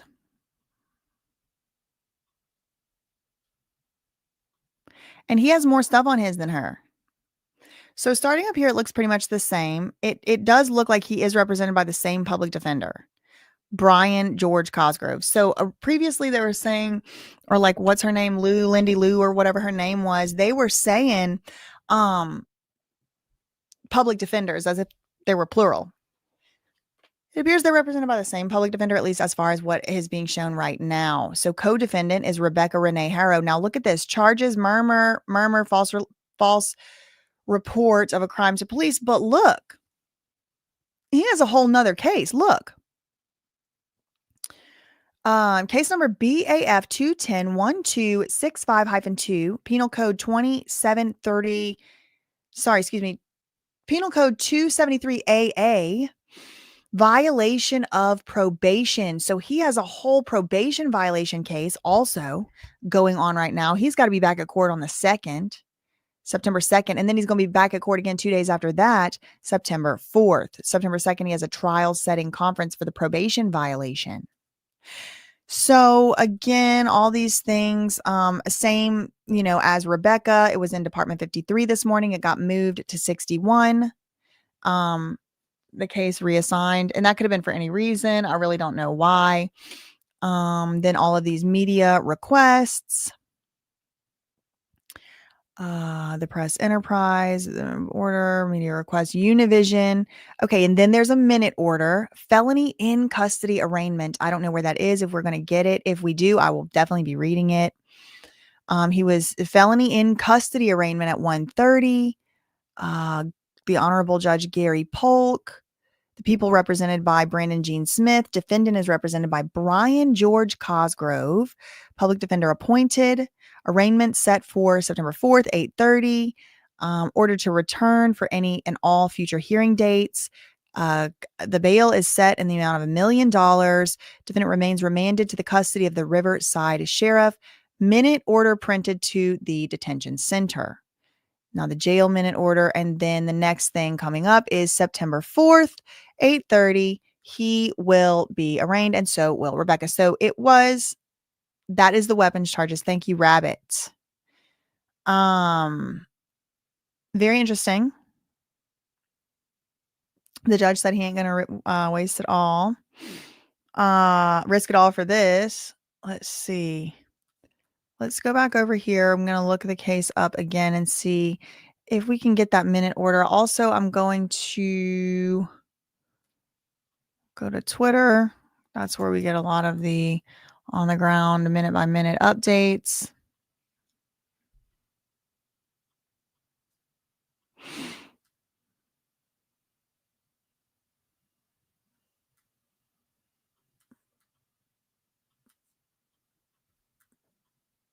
Okay. So we do have some more media requests. Order on media requests to permit coverage by Univision Palm Springs. And now another one has been filed by KTTV Fox 11 News. The judge took it very easy on him in his prior charge. Y'all are saying, let's see who's got the video. Okay, now I'm turning. Now I'm turning up when you search. Okay, well that's cute. Still haven't seen any videos come out from court today. I am looking on YouTube. Don't worry, I am on top of it. I'm sorted it by the last hour uploaded. Hearing watch, case update. I don't know, girl. Okay, let's see. Let me search just regular Google.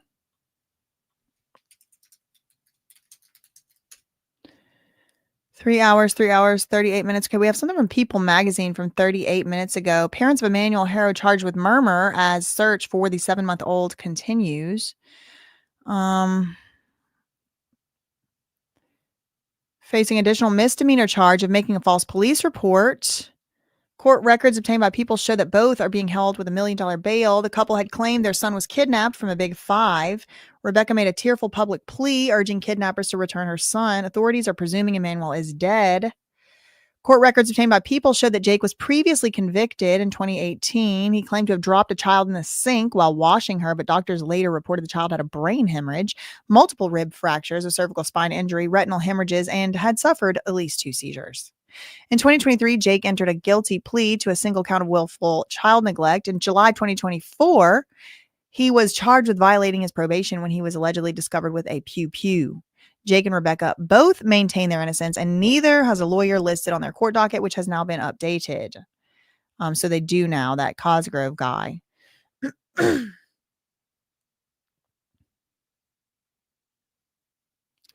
Okay, so Earth Angel said there were absolutely no cameras allowed. They said they would be arrested if they filmed it. So anything coming out would have to be from the mainstream media with permission. If they were in court, they are the only ones allowed. Not actually true, because Nick at Night was allowed as well. So that, I don't think that's mainstream media. I think that's independent media. But I do hear, the point you're trying to make, which is why I wasn't, ever gonna live stream it. But once it's on YouTube, I mean, it's live. It's up. So it's public. That's different.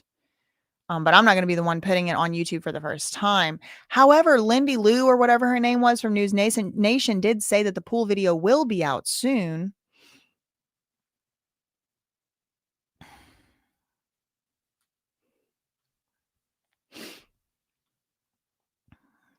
I'm searching Twitter again. Oh, look, we are finally getting some pictures out from court. Rebecca and Jake Haro in court today for the murder of their child. Here we go. Let's reshare this. Breaking news. Images emerge from inside the Riverside County Hall of Justice. Jake and Rebecca Haro arraignment was scheduled for today and has been continued to September 4th at 8:30 Pacific time. Okay, so there you have it. There's some pictures. I told y'all we were going to start getting some pictures. Here's the judge. He sentenced Jake Haro to 1 night in jail and 6 months of work release after he was convicted of willful cruelty to a child in 2023. Update in the Emmanuel Haro case. Okay, we already read that one. Okay, shout out to LR Investigates for posting those pictures up. Let's see. It's bad when you're a lawyer and leaving the paycheck behind. I mean, there you go. If there's pool video, then someone was allowed. Yeah, and they were saying News Nation was saying they were going to put it out. Let me look for Jake Haro. Oh, not Jay, girl. Jake. Latest. Okay, look. We do have something here. Look.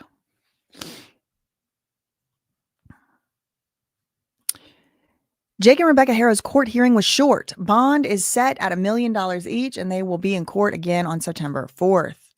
There's the judge. Okay, so in today's brief court hearing for Rebecca and Jake, Rebecca was in blue, Jake was in red, $1 million bond. Arraignment continued to September 4th. Okay, let's see. All right, so that's still the most recent. Let's go to Google and see if there's any more information coming out here. I do want to see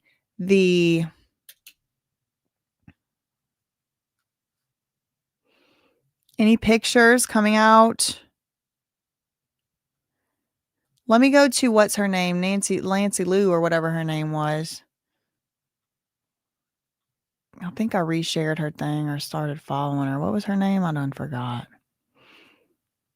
Yeah, Matt Jones. We can start there with him.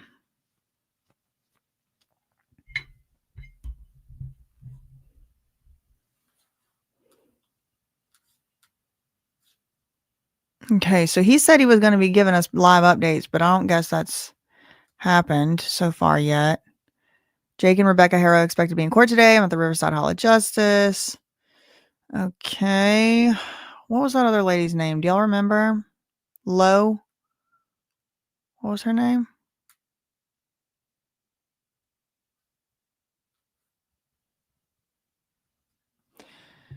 See, anything new here?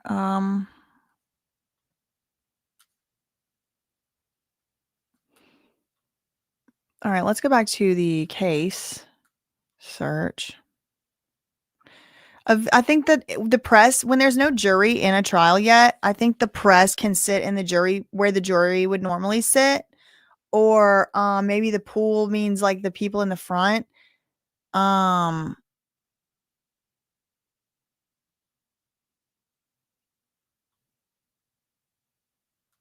got another request from Law and Crime Network, KTTV, Fox 11. Am I able to download the documents now? I don't know, girl. Look, see, it's like, God, if somebody can help me download these documents somehow, that would be very helpful. It's making me feel like cut off at the legs. Let me go to YouTube and see if there's any video. I'm going to do uploaded in the last hour as the search parameter. Interview with Emmanuel Haro's parents was disgusting. News Nation Live. Trial attorney Andrew Stoltman says that the statements. Mother and father are accused of murdering their 7-month-old son. Okay, that's not helping. What do I do, girl? Okay, we can go to Rebecca's, I guess. So we are just waiting for more information to come out. The hearing did end, I guess, about an hour ago. I mean, oh no, it started about an hour ago. So I guess it ended about, 30, 40 minutes ago. It didn't last very long. There's the only real filing, like filing they have on the record. Let me show y'all. See under this tab, filings. Okay, thank you, beautiful messy ball. The pool camera shares the feed with all of the outlets. Okay, got it. So the video, okay, got it. Faya, the pool video is the one where it's like, I guess. That's interesting. Donna Smith was her name. What was her name? So it's like, when they do a press conference or whatever, and I'm surprised there's no press conference. Maybe it's because it's public defenders.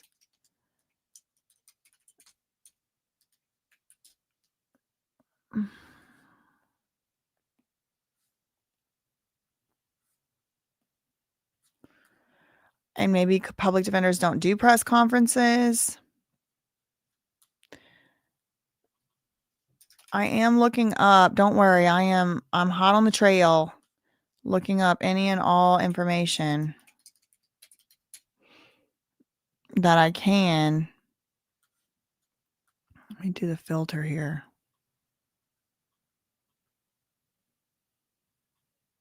No, not that. I don't want to do that. Past hour.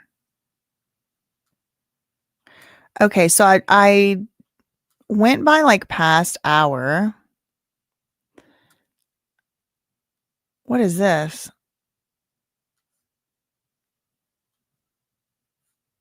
Three minutes ago, Emmanuel Haro news and updates from TMZ. Okay, so this is 1:51 p.m. They already did this. Emmanuel Haro's parents officially charged with murder. Okay. The parents of the baby have officially been charged with murder as well as a misdemeanor following their arrest last Friday. They were hit with charges of felony murder and misdemeanor filing a false police report at the Riverside County District Attorney's Office Tuesday. Bail was $1 million each. The update came just before the controversial couple was expected to arrive at Riverside Hall of Justice, about 50 miles east of Los Angeles, where they were set to be arraigned as their infant son, who investigators believe now is deceased, remains missing.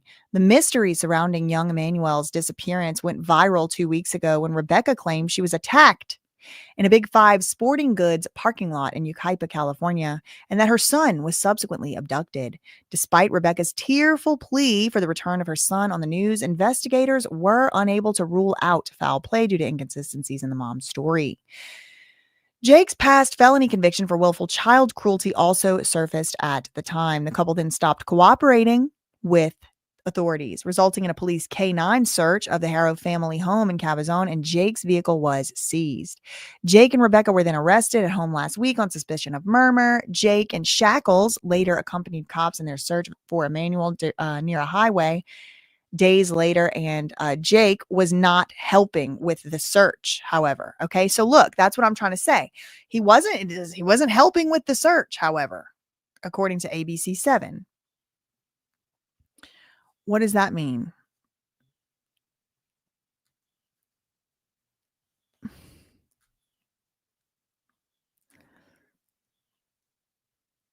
Look, the baby's 32-year-old father was spotted with deputies at the location on Sunday, dressed in a red jumpsuit, but the department noted he was at the scene but was not helping in the search.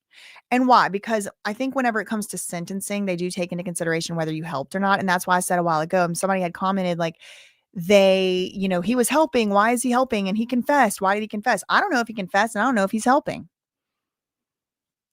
Okay, the public defender did a press conference. JLR got the footage. Okay, so let's go check out that press conference. The public defender did do a press conference.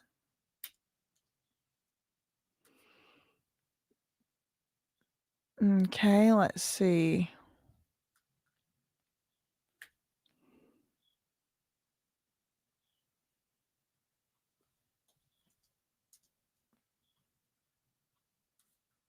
KTLA, KCAL, CKC. Waiting on that. We were buying a little bit of time. Where's the anything gets posted, but it might be coming at it. Where's the press conference? So they said JLR got a press conference. I don't see that. Oh, is it this? Oh, here we go. Okay, hold on. I went in there. Rebecca was sitting to the right of me. Oh, nice. Jake was sitting to the left and right. Hold on. Appears to be over in this situation. So we're waiting for the clip here. Somebody just came out of the courtroom, $1 million bonds. So that's what we got. Hold on. I'm trying to get the reporting from outside the courtroom. There's like apparently some type of. The courtroom itself, $1 million bond.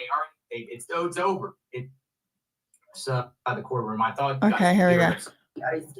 And at first, I wasn't allowed in the courtroom. They only allowed so many. And then at the end, they weren't letting her in. Then they let her in. Me to be one of the 30. I went in there. Rebecca was sitting. Rebecca was in there. And Jake was sitting to the left and right. And it was really fast. We were in there for about a little bit less than 10 minutes. And can y'all hear her, or like, do I need to repeat it? It's kind of hard to tell. I have this little speaker right here, but let me know if y'all can't hear this individual. I'm sorry, I do not know her name, but shout out to her reporting from inside the courtroom. We do need these people to be doing this type of work. Thanks so much to her. She said that they were only in there for 10-15 minutes. She said she wasn't originally allowed in there, but then they had 3 more seats and she was allowed to be one of the 3 more people that were allowed in.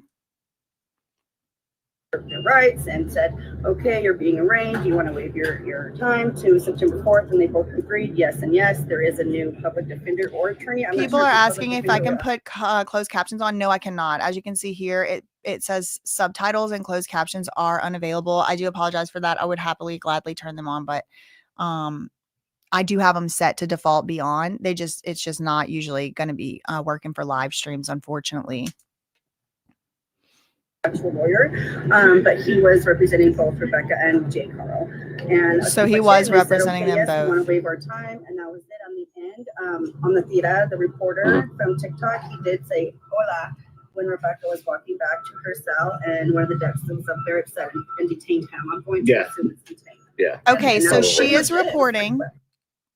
She's reporting that on the theater did say "Hola" to Rebecca as she walked back to her, what is being described as a cell. And that is whenever he was detained, allegedly, according to her. She said she was inside the courtroom. Let's listen further. Again, I'm going to pause it every so often to Just tell y'all, for anybody hard of hearing or having a hard time hearing, I will stop and tell you what I believe to be, like what she's basically saying, the gist. So on the T that was detained, which is not surprising to me. But I love him. yeah, he's a good friend of mine. He's a very good friend of mine, but that's why I'm not surprised. He's awesome. Yeah, I'm not surprised either. So how do you feel about this? Like, what do you feel about what happened inside? Okay, well, I'm going to fast forward a little bit because I want to get to the public defender. Behave and follow the rules, because you don't want to be excluded for good from these cases. Agreed. So Agreed. let me see if I can get one more interview. Let's see. I did see the public defender doing I'm about to get a ticket. a press conference, so let's I see. think the district attorney put it in. When I first got here, I should have put it in, but I didn't. Hold on. So. I'm fast forwarding. Here we go. Had the same attorney for one case judged by the DA's, but you're saying that's not the case. No, if there's factual situation calls for one or more individuals to be charged with a crime, you'll all be on the same. Okay, right now it's like kind of distorted, the sound and stuff, but I'm just trying to like listen and see for like a couple, minutes and see if anything important. Right now I just dropped in the middle of a question because as y'all saw, like we're watching someone stream who's watching someone stream.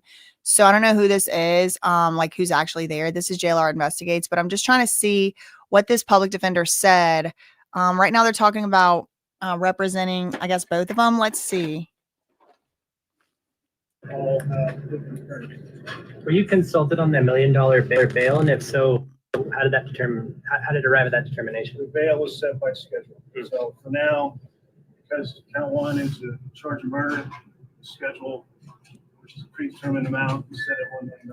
How do they seem to you? Okay, so the bail being $1 million was just like on a schedule. Like it was just really, there's not as much discretion over that. It was just what the amount was determined to be. Let's see what the next question is. I can't really get into that. You saw them as well as I did in the court.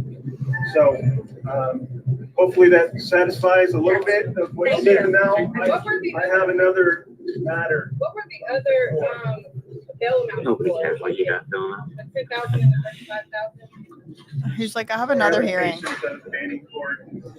Minor matters. And, Mr. Haro had If you can't hear, don't worry. I kind of can't hear either. I'm just trying to get see if I can hear any type of gist. Like this is someone's like phone speaker. It's not great. There's a lot of background noise. I really can't hear it that great myself. And like the speaker's just right here. But I do just want to see what he says or try to. Because he was on probation. To tell you the truth, I don't know all the details about that. You don't know the details. He has to talk to the bail bondsman. For the felon in possession of a firearm hearing on. Are you gonna? So they're asking like if he's gonna show up for his felony firearm conviction or his felony firearm charge for the on the second, which I mean is kind of a silly question. Like obviously he's gonna show up. He's in jail. They're gonna bring him. I don't know. I think this judge also just got this. Now the main case, the controlling case, is the case you're here on, and that's reset here in Riverside. Okay, so basically he said, the lawyer, the public defender said that as of right now, the main case in chief is the murmur. He appears to have like just got assigned to this case. He's very stressed and busy. He was on his way to go somewhere else. We have a few more Twitter updates.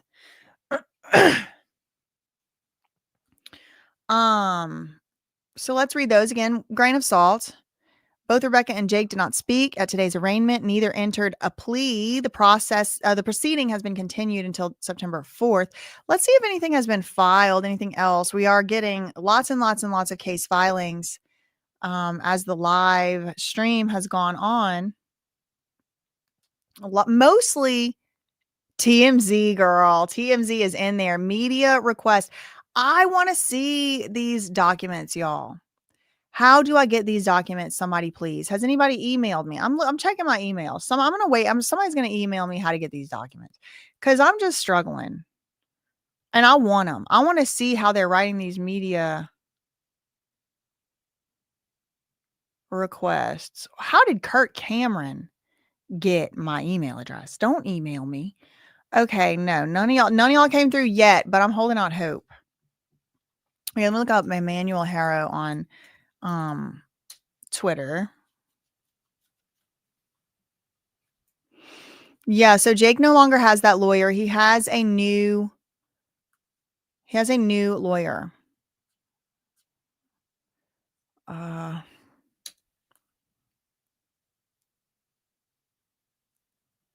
Okay, hold on. I don't like all this blinking. Okay, somebody, Sissy Cat said, baby Emmanuel's parents did not look scared enough in court today, did they? It just occurred to me, but since the mom said she ran into the Big Five store as they saw a baby, she never mentioned screaming for them to call 911, but she had a cell phone, so wouldn't the first thing she'd do upon waking up be to call 911 and then her husband? I sure hope investigators pay attention to her cell phone records. How long did it take her to run inside the Big Five? How long after her going inside the store did it take? Yeah, these are all questions that I want to know. I want to know this. I want the probable cause affidavit. I want like the evidence that made them believe this. I want to see that evidence. I want to see these filings. She says, Sissy Cat says, seems like a huge waste of time. If my baby had just been kidnapped, she must have thought more people, more chaos, more attention would make it seem real. Parents are charged with murder. Infant remains missing. Here's them. Okay, New York Post, who has requested to be inside the courtroom. Let's read their reporting on this. Just posted about 11 minutes ago. Sorry, let me put it into the reader view. Parents of tragic, this is new reporting breaking coming from New York Post. Parents of tragic little Emmanuel Haro charged with murder as it surfaced they were subject of child abuse call around the time he vanished. The California couple suspected of murdering their son were officially charged in his death today after being linked to a child abuse report called in the day he vanished. Okay, so this is breaking. This is just from 11 minutes ago, everybody. There is so much child abuse circulating and surrounding this family that it is hard to keep up with all of the incidents. We need an Excel spreadsheet. I'm going to have to re-download Microsoft Excel. Okay.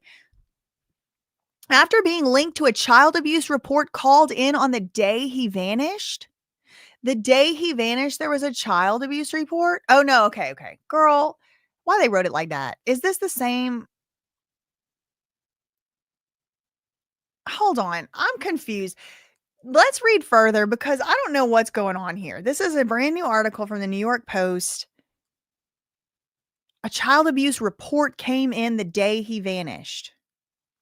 Jake and Rebecca face a murmur rap and a charge of filing a false police report after they told cops their baby was abducted by a mysterious stranger outside a sporting goods store in San Bernardino or Yucaipa, August 14th. Authorities have cited inconsistencies in Rebecca's story that led them to suspect the parents did something, but offered no further details, including why they believe Emmanuel is unalive. Exactly. That's what I'm asking. Like, I want to know why they think this.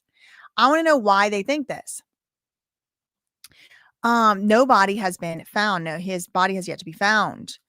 But Riverside County sheriffs revealed that they responded to a report of suspected child abuse.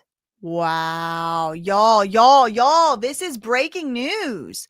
Riverside County sheriffs have revealed that they responded to a report of suspected child abuse near the Big Five on the same day that Emmanuel vanished. And the Haros are linked to that probe. Sheriffs said the report involved a home on Cottonwood Avenue in Moreno Valley, just down the road from the Big Five sporting goods store, where Rebecca claimed an unseen man walked up on her, rolled up on her, said hola, and knocked her unconscious and carried Emmanuel off. The couple also has a 2-year-old daughter who's also now in the custody of Riverside County Child Protective Services, according to NBC4.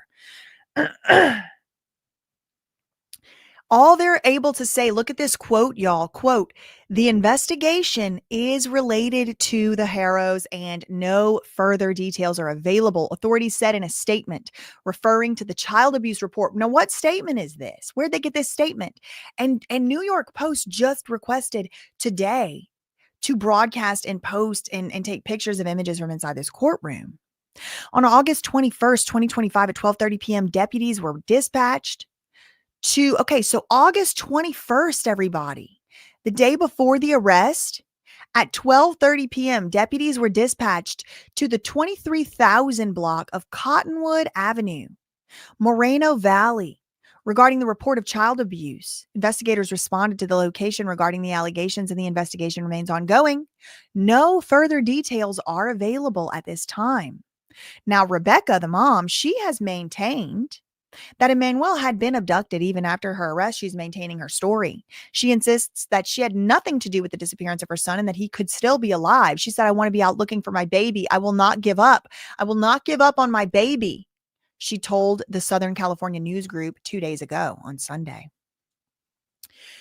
She also added that her husband is a good dad who would never hurt a baby. Jake, 32 years old, was previously found guilty of child cruelty in 2023. The dad, clad in an orange prison jumpsuit, was spotted with San Bernardino County Sheriff deputies in a field in Moreno Valley on Sunday, although the department said he was not assisting with the search, according to ABC7. This is a breaking story. Please check back for updates. Okay, everybody, so we're getting a little bit trickle. Okay, we're getting little bits of information bit by bit. Now we're getting more information about this Cottonwood situation. It was a Cottonwood home. It was August 21st. They were called there. Now it is a little conflicting report because they said it was the same day that the call was called in, but that's the 14th. 21st is not the same day as the 14th. So again, it's conflicting. I do not know what is true. But I'm just giving y'all the updates as they come across my feed. Let's see. I want to go back to Twitter. Let's search here for the most recent. I do expect that we're going to be seeing some pictures, some videos, some things coming out of court. Parents face updated charges already. As of 2 minutes ago. The parents of 7-month-old, hold on, let me put on reader view. 2 minutes ago, we're getting this from newsweek.com. Emmanuel Haro disappearance. Parents face updated charges. Maybe that just means the false police report thing. I mean, this is news as of like 2 or 3 hours ago. So this is all breaking. This is all developing. But this news article did come out from Newsweek just 2 minutes ago. The parents of Emmanuel Haro were formally charged with murder on Tuesday in connection with his reported disappearance earlier this month. According to KTLA, Newsweek reached out to the county sheriff's department, and they said as of this afternoon, there is no new information to release. But the original report by Emmanuel's mother, Rebecca Haro, of the alleged abduction in a parking lot raised immediate concerns of public safety. The baby's disappearance prompted a multi-agency investigation, execution of search warrants, seizure of evidence, and community alarm across the Inland Empire, raising questions about the circumstances surrounding the boy's last known moments and how investigators were prioritizing leads. Yes, we want more information, but it is an ongoing investigation. I mean, they haven't even found his remains. I mean, I think that is the most important thing to try to find now, just for closure and peace, and also to be able to determine more information of what actually happened. KTLA reports that the Riverside County District Attorney's Office said in a court document that Jake and Rebecca did willfully and unlawfully commit murder. Emmanuel's body has not been recovered as of today. Authorities on Friday arrested the parents at their home in Cabazon on suspicion of murder. They were taken into custody after an armored vehicle rammed down their front gate. KTLA notes that the couple was also charged with a misdemeanor count of making a false police report following the reported disappearance. The couple's first appearance in court was today. In a previous interview with KTLA, Rebecca originally said that an abduction occurred outside of Big Five on the night of August 14th, where she went to buy a mouth guard for her older son's football practice. The mother said she brought Emmanuel with her and noticed he needed a diaper change. Quote, I was going to get the diaper and somebody said, hola, And I don't remember anything since. Rebecca, who had a black eye, said in tears, "I woke up here on the floor," she said, adding that she did not see the child afterward. In an earlier post about the investigation, deputies said they interviewed Emmanuel's mother and father and could not rule out foul play.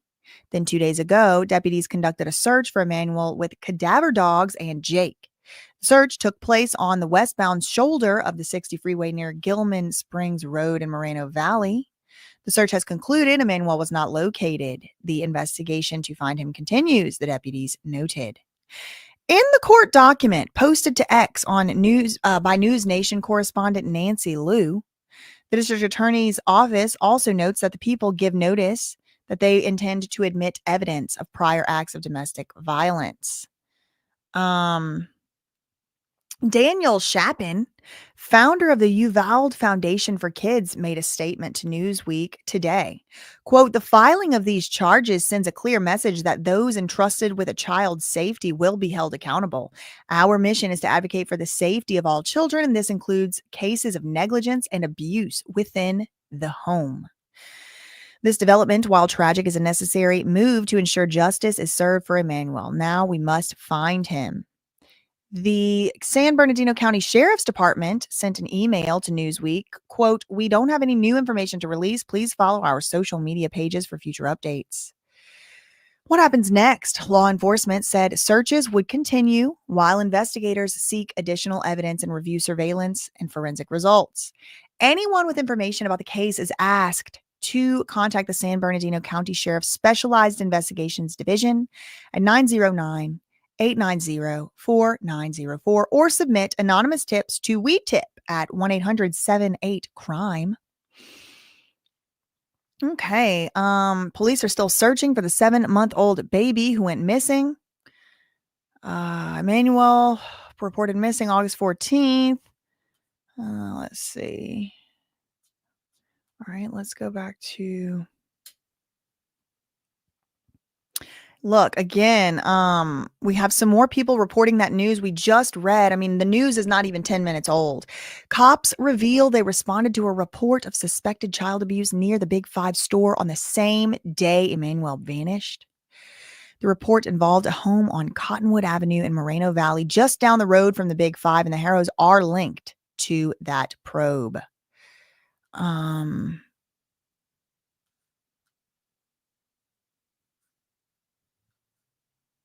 They face updated charges. Okay, so we did see that.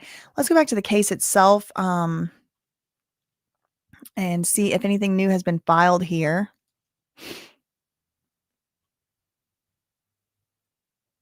I am updating the court docket. So the most recent thing we have here is an order related to a media coverage request from TMZ. It looks like the court probably, I don't know what, approved it. Now it's under the documents section, but I will say there's also a filings section, and the only thing in the filings section is the felony complaint against Jake. So let me go back here, and I'm going to search Rebecca's case. It's the same case number, but there's a hyphen at the end with a 1 or a hyphen at the end with a 2. So here we are on Rebecca. I am waiting for that to load. I'm sure this site is experiencing a lot of traffic. Okay, Law and Crime. It looks like Law and Crime filed 2 requests. Maybe one is for the next hearing.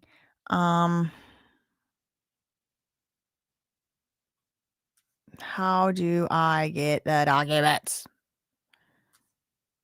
I don't know. Okay, so let me go back to just regular Google and see, because that's how we got that. I'm going to sort it by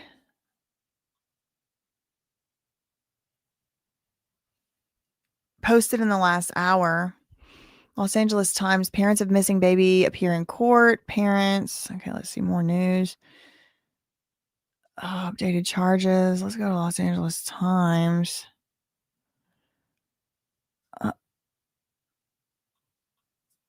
Hold on. I think I have I guess I don't. Okay, hold on. Let me go to Nancy Lou.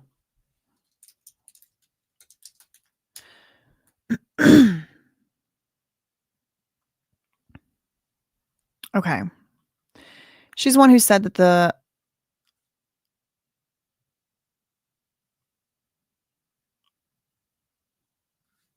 okay.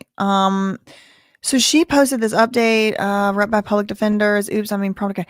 Rebecca's black eye is definitely fading away. They sat on opposite sides of the courtroom and did not look at each other, both chained at the hands and ankles, and the bail was set at $1 million. I do want to check out YouTube, see if anybody has posted any videos of them from inside of court. There were many, many people who seemed to have videos. Excuse me, orders to publish what happened in court. So let me look up if any of those videos have come out yet. I'm going to sort it by last hour. We already got that. Let's see. Continuation. Is this the judge? Let's see.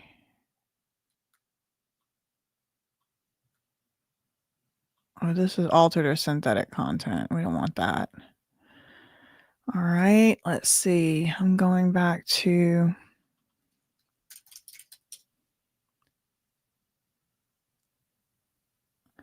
on Twitter. They didn't even look at each other. That's kind of telling. They're being tried. Salub is like, okay, so does this mean that they're being tried together if they're on the same docket and have the same lawyer? It does appear that it is the same case, but it's like co-defendants in the same case, the same alleged crime of murder. I'm sure their lawyer told them don't look at each other. I wonder if Onatira was there. He was there. He apparently got detained. What's going on? They're going to fold at each other at some point, I bet, Tony said. Okay, now more pictures of them. This is True Tweets 4 minutes ago.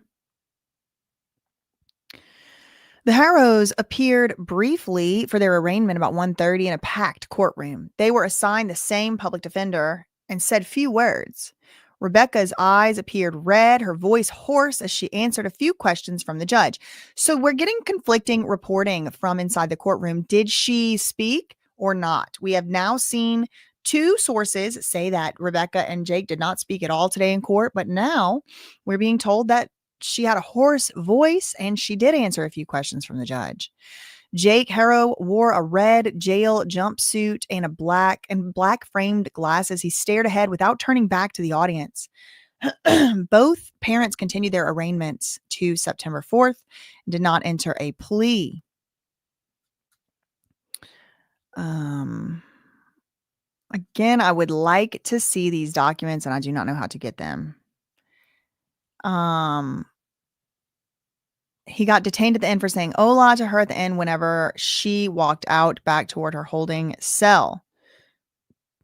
They can't keep him for that. WTF or SMH. I think they may be trying to set a precedent of like what to expect and what behaviors are going to be allowed and acceptable in the courtroom. And if the judges don't get that stuff in check and under control at the early parts of a trial, then it just gets out of hand. And I did see it firsthand whenever I went into the Diddy trial. The people in there were acting like, girl, a dusty, crusty, unhinged, unkempt. I mean, it was just, it truly was a circus. It was a zoo. It was a circus. Truly, I mean, calling it a circus is actually insulting to circuses because at least at the circus, there's like some type of order to the madness. Like, no, there was none of that. Again, I just do not know what exactly happened. I do think, context matters a lot. What's going on, in the courtroom and stuff like that. I'm not privy to, I wasn't there. So I'm really going to just have to, for the time being, refrain from making any any statements of the matter. Let's see. Until I have more information. I'm going to try to look up the court website over here and see if I can get the documents. Let's see.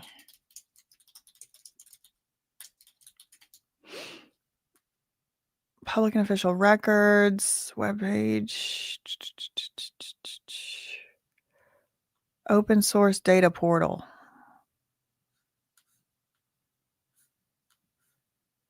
Crime reports. Vital records. Sorry, I'm just trying to. If you're seeking records that belong to one of the departments below, so I'll show you what I'm looking at. So y'all can see.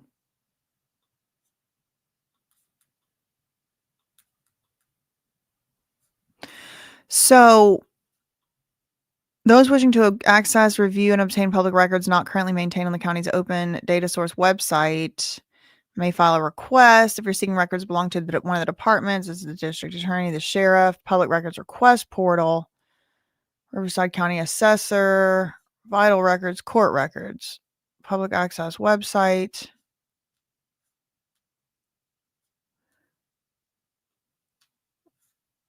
Okay, this says document access. This is promising.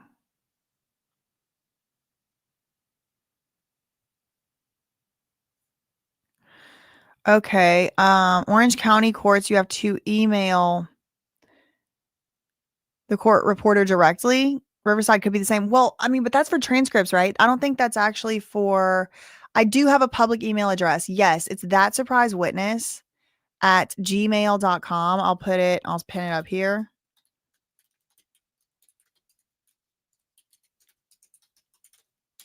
That is a public email address. To Webs of Lace. Let me pin that. Oh, the page stopped working, girl. Reload. Y'all saw that? Girl. Hold on. Girl. Hold on. What the heck was that? Hold on. Document access. I'm glad y'all saw it. Yeah, it's probably a lot of people on the website. Oh. No, I don't want case number search. I want document access. See how it says non-confidential, non-sealed documents are available for download if permitted under the California Rules of Court. A case number is needed to download documents. The fee for the document download is $1 a page for the first 5 pages and then 50 cents per page for each additional. It might be just like a lot of people on it. See, now it just sticks me over to case number search, which I don't know. Maybe I need to restart my computer. I don't know. ICDML said they did not keep him. It was, he was reprimanded. Yeah, I mean, they're probably just saying, like, don't do that if you're going to be coming here. I mean, it's just thinking and thinking and thinking. Again, I do think it is possible. Even for email, they charge you. Yes, charges you. So, again, I mean, it gives you this option to search. That's the one thing I feel like maybe I'm missing. Like, maybe I'm supposed to be searching here and then do document download. But whenever I click document download, it just goes my cart 0 items. And there's 0, look, 0 entries. It's very aggravating. Clear your cache. How do I do that? Let's see. How do I do that?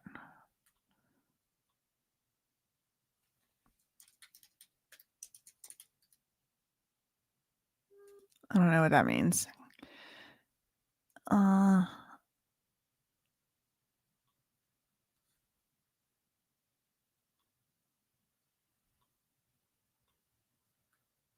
Okay, I think I'm doing the clearing the cache thing. I sent the email address to someone. Okay, Rabbit says she's having the same issues. Cecilia, I've tried 3 browsers. But I am clearing the cache right now. It's claiming that it's doing it. It's clearing. Okay, I think allegedly it's been cleared. So let me try this now. Hold on, I'm logging in. Okay, it's not even giving me that option at this point. Oh shoot. Now I'm having to do the number again. Hold on.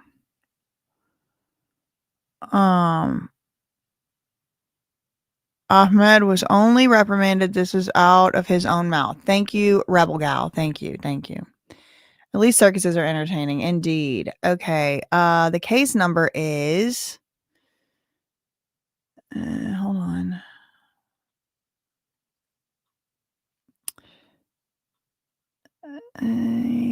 FE. Oh.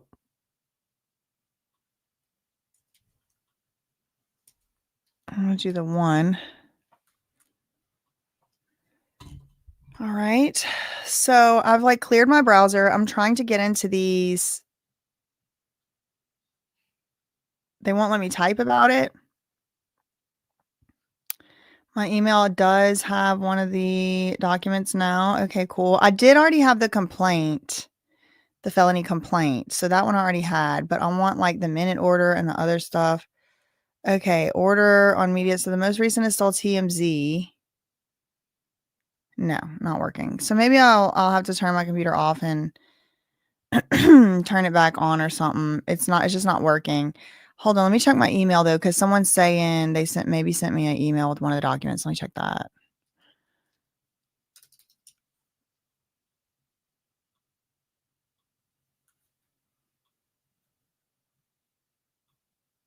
Oh wow. Okay, slay. All right, let me see.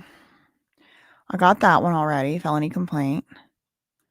Got that one.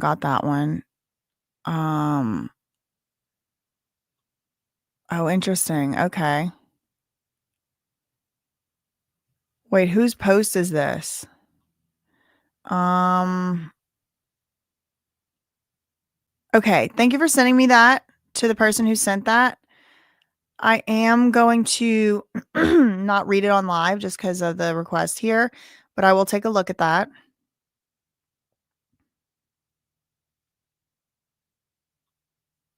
What is this? Hold on.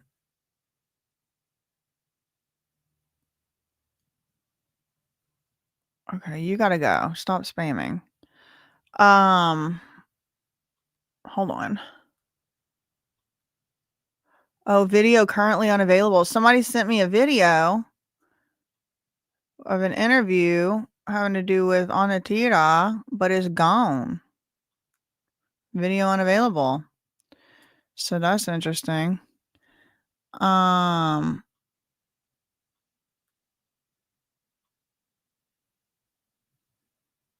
You can read the info around that case. I don't know what that means. Okay, so let me just get rid of this. Let's go back to Twitter.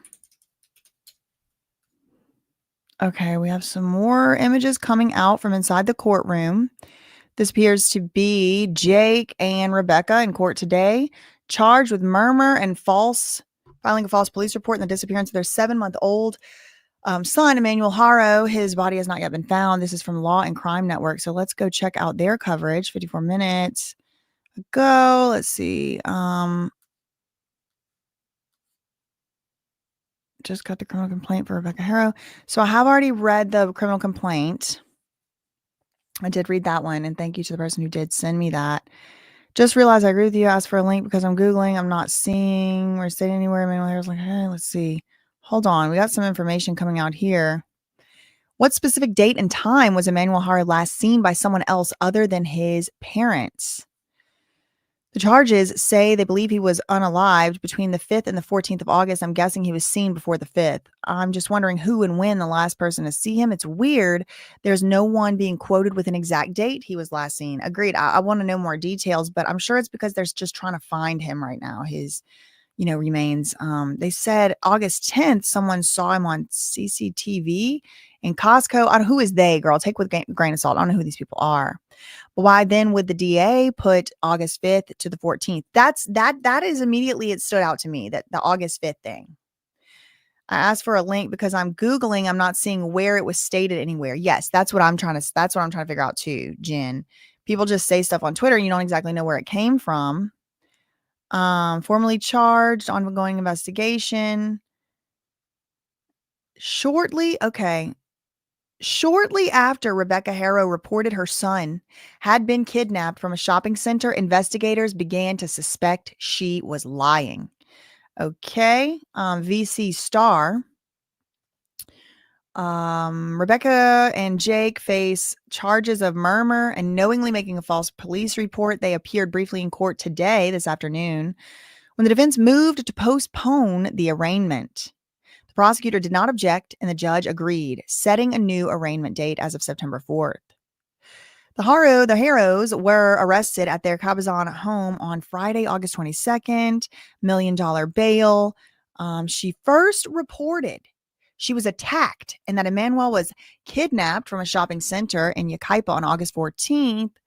County Sheriff's deputies responded to that report at the 34,000 block of Yucaipa Boulevard around 7:50 p.m. She told them she was knocked unconscious while she was changing the child's diaper. Police searched the area but did not find the baby. Investigators then claimed to have found inconsistencies in her report, leading to her and Jake becoming suspects and soon being arrested. Some media outlets have reported that Rebecca refused a polygraph. We have another picture of Jake from the side here. He does apparently have a large scar on his cheek. Investigators for the San Bernardino County Sheriff's Department reported that they believe the kidnapping story was false and the child is unalive. Police conducted searches of the home. He's got previous charges and convictions. What did the lawyer say? Now, we did listen to this a little bit, but we were unable to hear it very well. Brian Cosgrove, a deputy public defender, said his office represented both Jake and Rebecca Haro today, but likely will only represent one of them going forward. The other will likely either have a court-appointed attorney or hire their own lawyer. Cosgrove did not comment on the allegation, saying he knows nothing about the case beyond the limited information in the complaint. Wow. So really his only appearance here today was just to kind of like say, like, can we have a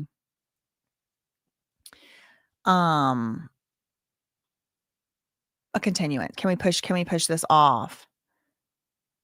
Let's see. Now I'm just looking up new information, anything that was posted in the last hour. Here, I'll show you what I'm seeing here. Parents face updated charges. ABC News. Parents of missing 7-month-old appear in the court for the first time. I'm just seeing if we can get any more information. This is what I did during the Diddy trial. I just read as many articles as possible to see if we can put together different little details across the reporting. Arrested, reported on August 14th, reported being attacked outside a retail store. Parents were in court today with the public defender representing them for less than 5 minutes. Today they were in court. Their arraignment is pushed off until September 4th. In this screen capture from a video, Rebecca Haro is shown in court. I don't know who has video of this out yet. The child has not been located. He is presumed no longer living, and authorities are searching for his remains. On Sunday, they were still searching. They had the dogs. Emmanuel was not located. The child was not located. There's the mugshots. The Sheriff's Department interviewed multiple individuals regarding the disappearance, including the parents, several search warrants. In an interview with Los Angeles ABC station KABC prior to her arrest, Rebecca described the baby as a happy boy and begged whoever had the son to give him back. Please don't hurt my son. Whoever took our son, please bring him back. She's currently held at the Robert Presley Detention Center while Jake is being held at the Larry Smith Correctional Facility. According to jail records, both are currently held without bail. Okay. So let's go back to the case. I want to look for that case again.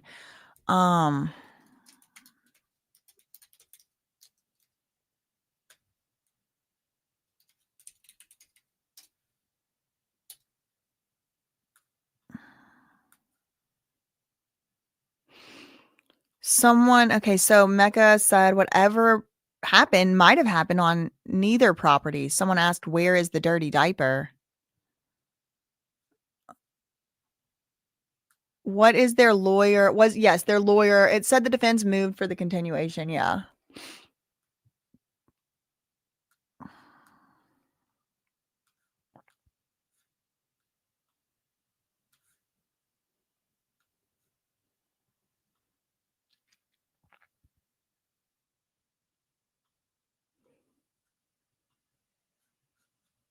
I'm trying to get the docket report up. I'm trying to access the documents, y'all.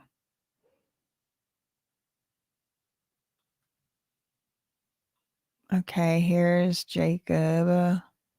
Or Jake. It's not Jacob. His name is just Jake. Okay, so the most recent thing is still just this TMZ thing. I guess maybe the court just stopped approving things, stopped filing things. Planned ahead. Missing Emmanuel Haro's mom forced to address rumors she staked out the store. We already read that. First appearance today. We already read that. Missing baby, arraignment. We already knew that. Prosecutors brought up the fact. Okay, all right. Okay, thank you. Breaking news 4 minutes ago.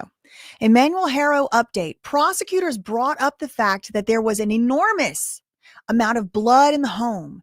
Both now formally charged with murder. Okay, wait, was the email that person sent me, was that supposedly notes from inside the courtroom? Is that what that was?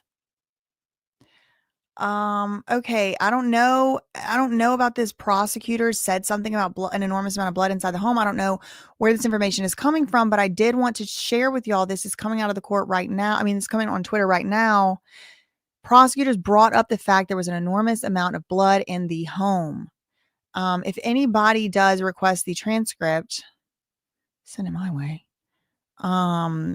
Charged with murder. Let's see. I already read that. Oh, let's see. What is this?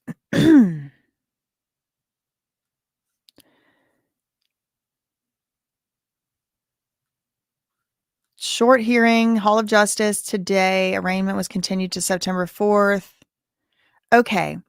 News Channel 3's Garrett Hottle will have the latest court updates live from Riverside today starting at 4 on Channel 3. District Attorney will hold a news conference Wednesday morning. Okay. Update. There will be live coverage of this news conference tomorrow, 10, 11, 12, 1.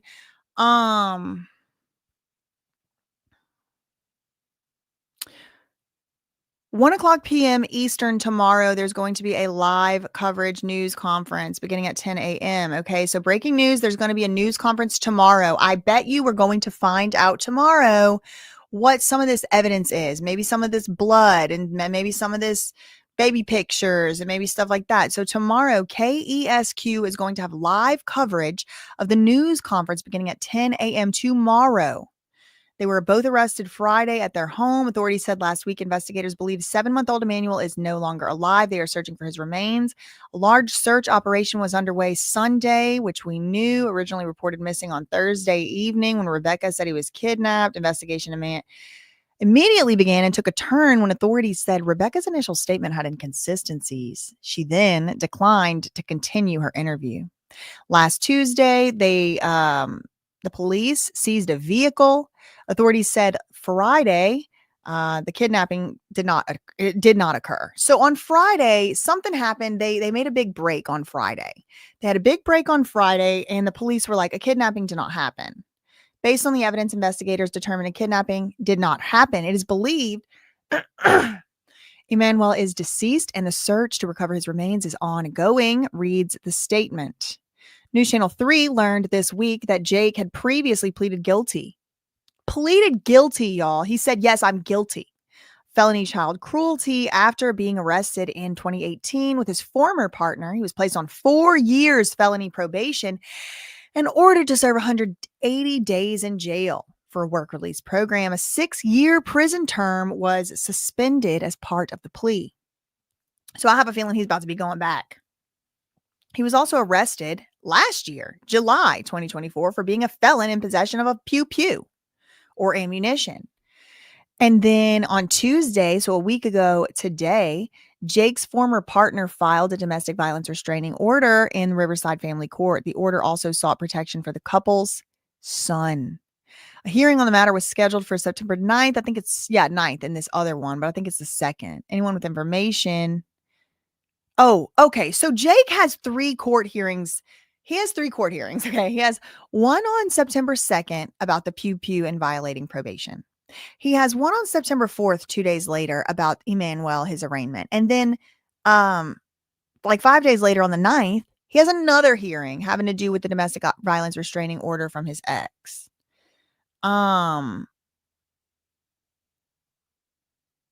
What else? Okay, let's see. We are getting more new information coming out as the people and the outlets and things who were inside the courtroom are starting to come out. They're starting to post pictures. They're starting to post videos. They're starting to post information that came out, little bits, little tidbits. Tomorrow, there's going to be a press conference. Let's go to the San Bernardino County Sheriff's Department Twitter. Maybe they have updated some things. No, nothing new here.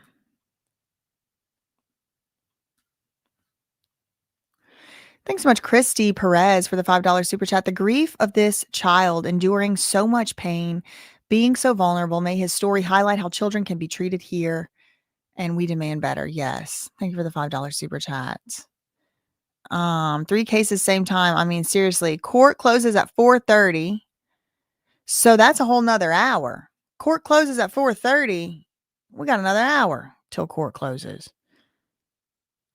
Yeah, Law and Crime said on Friday that he only actually served 1 day of that 180-day sentence, 1 flippin' day. Yeah, and then he got to do house arrest apparently.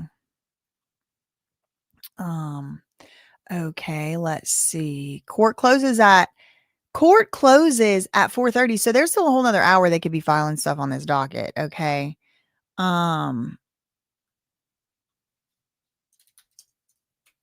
I'm just Googling it. And I'm going to set the parameters for the last hour. Nope, not that.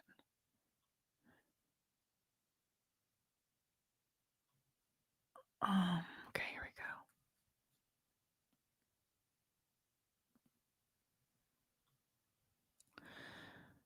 Parents' face. Okay. Date. The date. Okay, so News Nation 22 minutes ago said the date that baby Emmanuel Haro was likely unalived revealed in court documents. New court documents have revealed that the baby could have been killed as early as August 5th, 9 days before his mother reported him missing. The information emerged as Emmanuel's parents, Rebecca and Jake, were formally charged with 7-month-old Emmanuel's unaliving on today. His parents have also been charged with making a false police report, and his mother, after his mother reported them missing on the 14th, she said she was changing his diaper. Brian Cosgrove, Deputy Public Defender, County of Riverside, spoke outside the court explaining that the parents will need public defenders with at least one requiring separate counsel. Their arraignment has been moved to September 4th because that public defender requested it. The parents have not yet retained private counsel. They were in court. New light on the charges they are facing. Hold on. Investigators wrote in the court documents, quote, Jake Mitchell Haro and Rebecca Renee Haro committed a violation of the Penal Code Section 187 Subdivision A, a felony, in that on or about August 5th, 2025 through and including August 14th, 2025. Okay, so August 5th, 2025.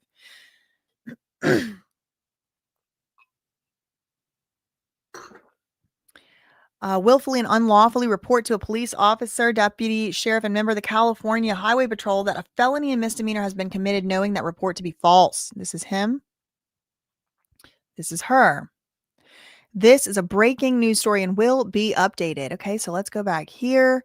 52 minutes ago, 20 minutes ago. Let's try this. Just see if we get any new different pictures. Oh, this is a video. Oh, no, I got a freaking ad, girl. No, I don't feel like listening to a freaking ad.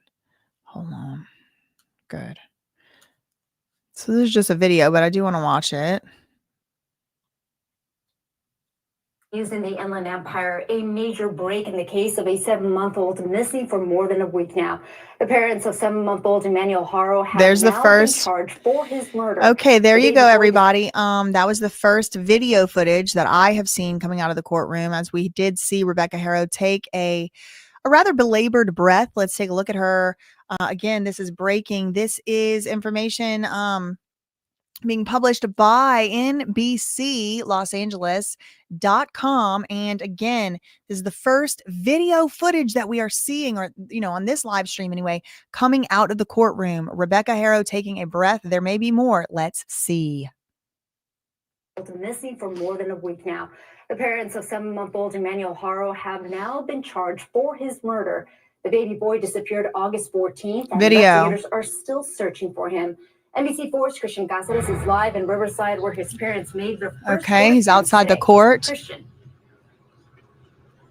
Annabelle, good afternoon to you. And that's right, as you mentioned, Jake and Rebecca Haro were charged with murder and also for filing a fake police report. But as you mentioned, they made their first court appearance today. Take a look. Okay, here we go. The first footage.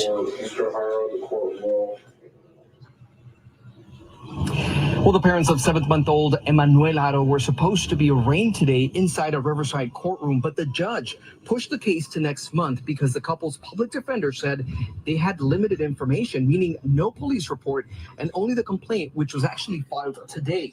Now, it's been 12 days since the couple reported. This is very interesting information. Okay, so we're getting some new information out of NBC Los Angeles.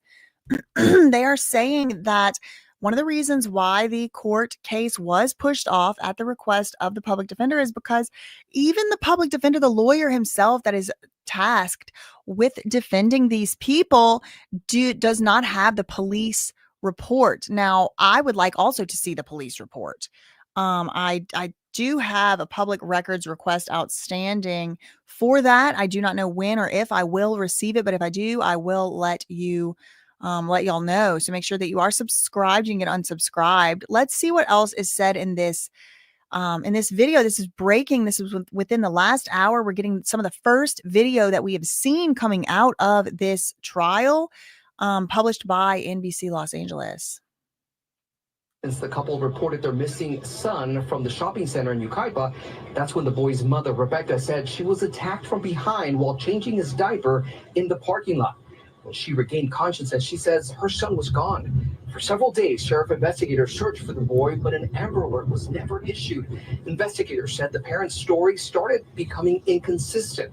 And last Friday, both Jake and Rebecca were arrested at their Cabazon home as the whereabouts of their son remain unknown.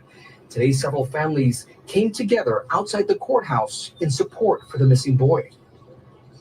It seems like he didn't have a lot of love in his life, and so I just felt like it was important to come out here and just show him, that people do care. And according to court documents obtained by NBC4 Investigates, Jake was convicted in 2021 for cruelty to a child and in 2024 for being a felon in possession of a handgun. And Annabelle, I have to mention that Jake and Rebecca Haro's case, again, has been pushed to next month. And hopefully the public defender says they will have a private attorney. But again, they're hoping that all this information comes together within the next couple of days. But we're also learning that tomorrow, the Riverside County District Attorney's Office, they plan on releasing more information about this case. They're holding a press conference tomorrow morning where we know the San Bernardino and the Riverside County Sheriff's Departments, they're both going to be there. So stay tuned to that. That's the very latest. Okay, everybody. So we are getting a little bit more information about this press conference tomorrow. We are being told, yes, my suspicions were true.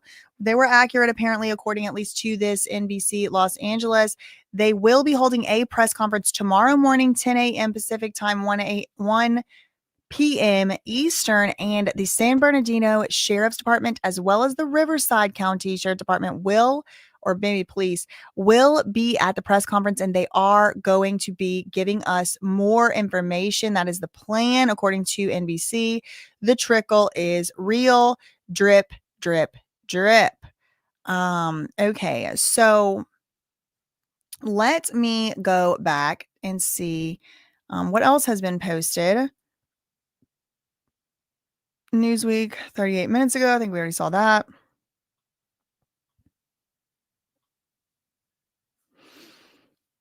What is this? Trib Live.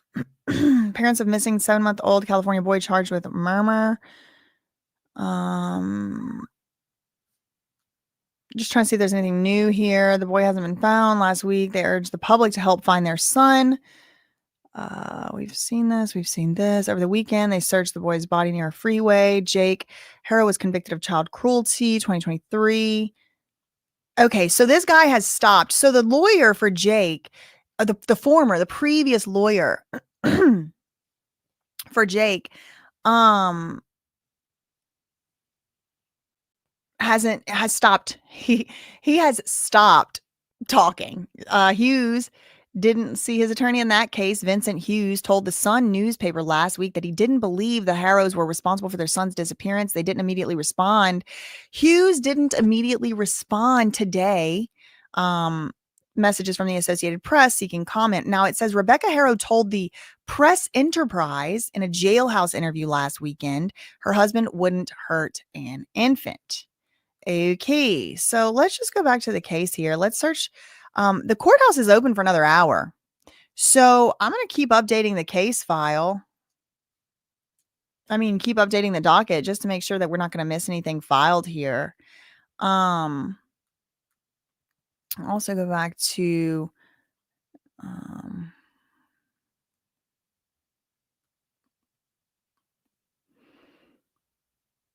search continues.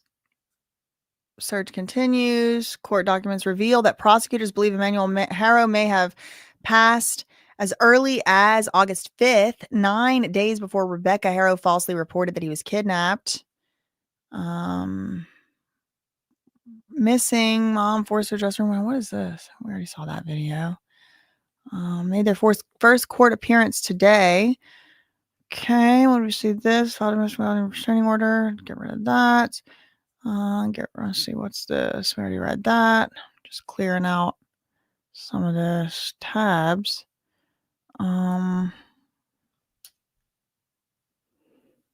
Let's go to past hour.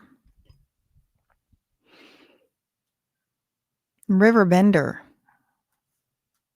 It's the same thing over and over. It's the same thing right here. Now this is a vigil that was made.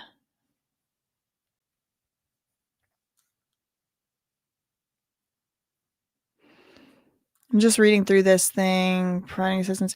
Okay, the San Bernardino County Sheriff's Department said it wouldn't describe Jake. Okay. So we do hear drip, drip, drip. Authorities searched the family's home over the weekend. They also searched for the boy's body near a freeway while his father, wearing a jail jumpsuit, was present. The San Bernardino County Sheriff's Department said it wouldn't describe Jake's presence as providing assistance, but it declined to provide further details. So what was he doing out there? It's still unclear. We still don't know 2 days later.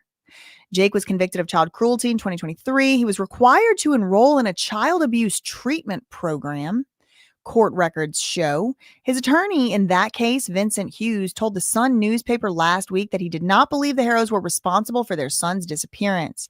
He didn't immediately respond to Tuesday to messages from the Associated Press. Rebecca told the Press Enterprise in a jailhouse interview last weekend that her husband would not hurt an infant. She wants to be out looking for her baby. Interesting to say the least. Interesting indeed. And all of that. So let's go back here. Okay, she spoke out from jail. Police. True, I don't know what that is. Inland Empire. Okay. Newsweek.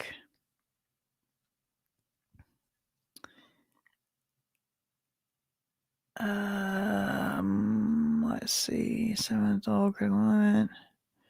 Investigators. I'm just looking at the different stuff that's been posted by the different outlets or whatever. 51 minutes ago. I think we already read this one. Yeah, we already read this one. Okay, so thanks so much, Jaded. Nico for being a member for 19 months. Oh, I'm here for life. Love you, Queen. Heart. Shout out to you. Didn't she get arrested at home? Not in her car, driving around looking. Yeah, she wasn't out looking for that baby. She was at her house. She sure was at her house. Let me look Jake Haro. Or Otto. I know I'm saying it wrong. Which judge is on this case? Not the same judge. Let's try Rebecca.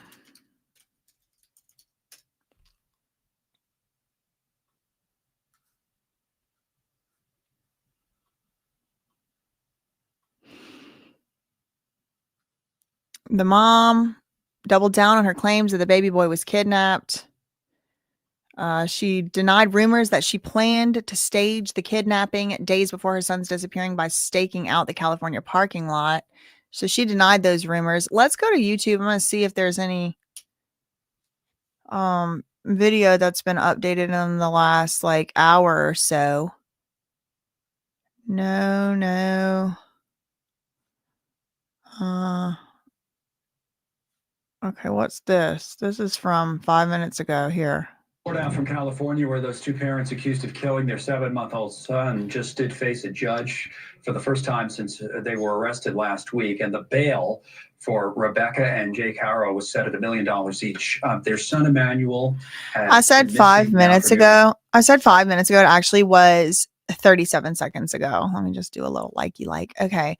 So let's see. I am hoping this is where we get the pool video, because Nancy Liu was saying that this is, she's the one here, and they are citing Nancy Liu right here. So let's see if we get some more video. 2 weeks, but family members say they haven't seen the baby in about a month. The family hasn't seen him in a month. Them to be kidnapped. The update now from News Nation West Coast correspondent Nancy Liu. There's Nancy. What's the latest, Nancy? Well, Connell, it was just an initial court hearing. It lasted less than 5 minutes. Both Jake Haro and Rebecca Haro in the hearing in their prison jumpsuits. This is video. Here we go. Just in less than a minute ago. It wasn't an arraignment because it's been postponed Look at the video. until next week. It's been pushed to September 4th, and that's when they will face murder charges. The charge is felony murder with malice. They are both represented by a public defender. You heard from him earlier. They pushed arraignment to September 4th because they need to gather more information from law enforcement. But in the courtroom, they sat on opposite sides. Jake in a red jumpsuit. He had glasses on. She was in a blue jumpsuit. And you can definitely see that the black eye that she had has faded quite a bit. Both of them chained at the arms as well as at the ankles. They did not appear to look at each other at any point. And Connell, they also both face a misdemeanor charge of making a false police report. That, of course, Okay, pausing it just for a second. I don't know why I'm not able to type in my own chat here. But I'm like, okay, breaking, if you're just joining, this is the first video clips from inside the courtroom are surfacing of Jake and Rebecca Otto, who were in court today. Their arraignment has been postponed. To that initial claim 2 weeks ago now of a kidnapping at a sporting goods store.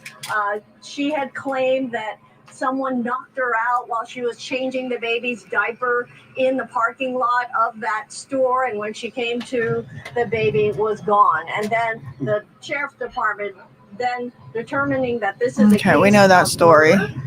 The sheriff as well as the DA. So we possibly could hear more. But the bottom line, Connell, also is Dang, that the I went forward too much. Hold on. There is a news conference tomorrow. With the sheriff as well as the DA. So we possibly. Okay, everybody, trickle, drip, drip. We are getting some more information that not only will the sheriff from both the sheriff's department, a representative from the sheriff department from San Bernardino County, as well as Riverside County, but also the district attorney. So I anticipate tomorrow, and I did have plans. I'm going to have to cancel them. And once we're done with this, once we're out of the woods on the Emmanuel Haro case a little bit, like this is all breaking, developing and stuff like that right now. However, eventually these cases do take a little dip, and I'm going to get back into the Tory Lanez and the Milagro Cooper case. But right now I do want to cover this Emmanuel one. And this is starting to give me the impression that tomorrow at 10 a.m. Pacific time, 1 p.m. Eastern, it's going to be the press conference where we are going to hear some of this evidence. Why exactly is it? I mean, we've heard some rumors. We've heard rumors that may be credible. Maybe they're not. However, sorry, I get distracted reading y'all's comments. Maybe they're credible, maybe they're not. But tomorrow we're going to hear it from the horse's mouth, straight up, as it were. Elizabeth said they looked pissed at each other because if my son was missing and I have nothing to do with it, my husband and I would be sobbing. Go Teresa said, what about the fire chief? I don't know if the fire chief is going to be there or not. I do not know if the fire chief is going to be there. I wouldn't be surprised. I would not in any way be surprised, but tomorrow is shaping up to be, I think, like a big deal press conference. It's going to be a press conference, news conference, whatever you want to call it. Both sheriff's departments who are working on this case, which is the Riverside and the San Bernardino County Sheriff's Department, as well as we are being told breaking, as of 4 minutes ago on News Nation, also the DA. So, when the DA comes out and says, we found such and such, this, I bet you he's going to go through the story, or she, I think it's he. I think that it's a he. Going to go through the story, going to go through the evidence that they maybe have so far. What led them to charge with murder instead of neglect? Why they arrested him? What they found? Was the blood? All that stuff. I imagine they're going to. I would imagine they are going to do one of those like big press conferences where we're going to get a lot more information tomorrow morning, Pacific time. This video is only halfway over though, so let's see what else, if anything, we get trickled out in this information here. Would hear more, but the bottom line, Connell, also is that the remains of baby Emmanuel still have not been found. So where is baby Emmanuel? Is it usual, because on the complaint is with them together. So is it usual to split them apart to give them different attorneys, or because I would assume they would have had the same attorney for one case judged by the DA's complaint, but you're saying that's not the case. No. So the question from the press representative, and then you have the public defender here that was, at least as of today, representing both Jake and Rebecca Haro, or Otto. He is answering the question. I'm paraphrasing here. Is this common? Is it usually done this way where one lawyer will represent two co-defendants? Is it just easier? What's the deal with that? Is that a normal thing? He's about to answer. calls for one or more Hold on, let me rewind it. one to be charged. He's judged by the DA's complaint, but you're saying that's not the case. No, if the factual situation calls for one or more individuals than one to be charged with a crime, then they'll all be on the same criminal complaint. It's just they will all have different attorneys. Were you consulted on that $1 million bail? And if so, how did it arrive at that determination? The bail was set by schedule. Bail was set by schedule. Because count one is a charge of murder, the schedule, which is a predetermined amount, is set at $1 million. How did they seem to you? Did you talk to them together or separately? I can't really get into How did that. they seem to you? Did you talk to them together or separately? This is, of course, privileged communication between attorney and a client. He's like, I can't get into that. He's kind of smirking. He's kind of smiling. But he basically said he's not going to end up being the attorney for both of them. He was just showed up today just to say, hey, can we have a little bit more time? We got to get the case together. We don't even have the police report. And I'm wondering if after that conference, the news conference tomorrow, we, the public, are going to see the police report, hear the 911 call. I wonder if that stuff is going to be released to the public tomorrow in connection with the news conference. Them as well as I did in court. So hopefully that satisfies a little bit of what you need to know. I have another matter on the fifth floor. Bail amount for what case? The 10,000 and the 35,000. There's trailing cases out of the Banning Trailing court, cases. minor matters that Mr. Haro had. So those simply are continued behind the murder case, and then we exonerated the bail bond. Because he was on probation. To tell you the truth, I don't know all the details. You don't about know. That, but we exonerate the bail bond, meaning that he's not on bail in those cases. Do you expect him to show up for the felon in possession of a firearm hearing on? I think this is kind of a silly question. Like, do you expect him to show up for his felon in possession of a firearm hearing? Like, obviously. So that's information I don't know. I'll have to dig in, depending upon which individual we keep, right? But for now, the main case, the controlling case, is the case you're here on, and that's reset here in Riverside. All other cases will be on the same calendar here. It should be in Do you know Riverside. why these private attorneys kind of faded away? I don't. I can't. So shady. Do you know why? Somebody said, do you know why the other attorney has kind of faded away? You know, like this guy right here is taking over for that Vincent Hughes. At least for this hearing, for this particular specific hearing that just happened. And he kind of smirks and he's like, I don't know why that guy faded away. The Roz Rodriguez, thank you so much for the $9.99 super chat. Thanks for all you do. Love you, mean it. Your Spanish speaking cousin. Shout out to the Spanish speaking cousins in the chat. Y'all really do be putting up with my butchering your beautiful language, and I do apologize about that. You know, I'm really doing my best out here. Shout out to the Spanish speaking cousins in the chat. I'm going back to the case itself to see if anything has been filed here. It's thinking. Hold on a second. I got to send a text.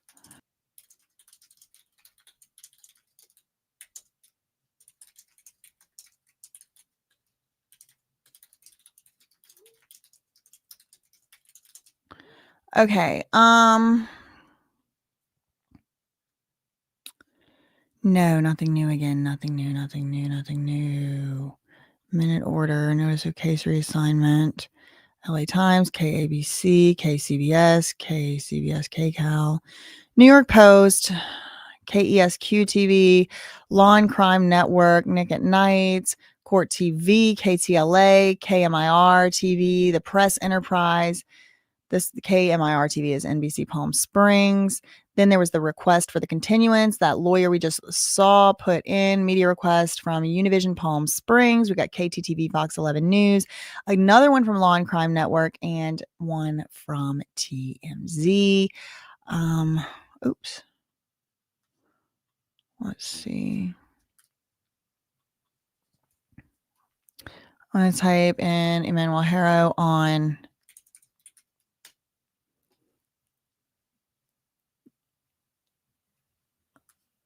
Twitter.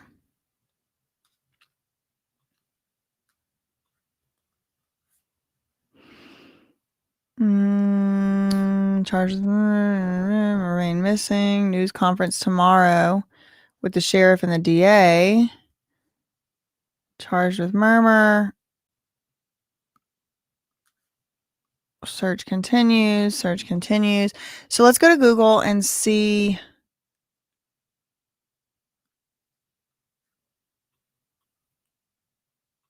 anything new here. New charges. What? Why is this showing up with Emmanuel Haro stuff? It keeps showing up. Development in an unsolved West Michigan murder case dating back nearly a decade. Good evening. Thanks for joining us. I'm Andy Dominiani. And why is that showing up? President Nicholas Johnson is in prison right now. Look. You type in Emmanuel Haro and look, the first thing that comes up is this other guy from 10 years ago. Shocking developments. Parents are missing 7 of them are charged.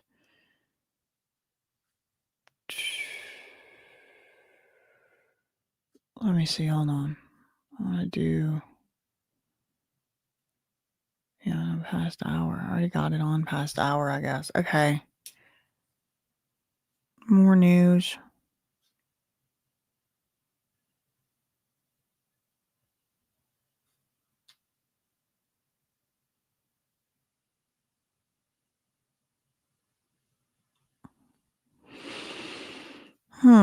So here's some photographs. We got 4 pics from the, I guess, the vigil. We've seen that one. Where's baby Emmanuel?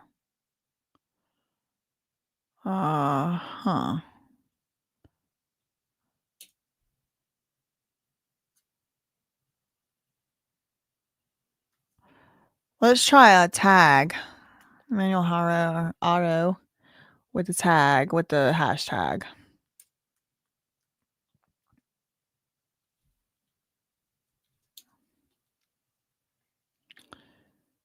Okay, look at this. Did someone blow the whistle? Did someone blow the whistle on Jake and Rebecca about a new child abuse charge? That would be one reason for them to get rid of a 7-month-old Emmanuel. Were they both afraid CPS was on to them again?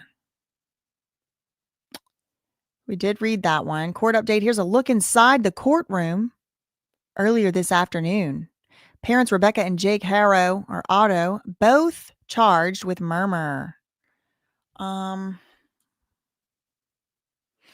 we did see that. So that's the only things that come up when you type in the hashtag. So then, that's that.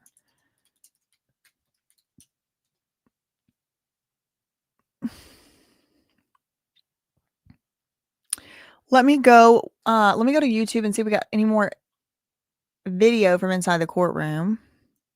I like looking at the inside the courtroom video. I want to actually hear. I want to know if anybody actually recorded it, because to broadcast it to us, I want to hear.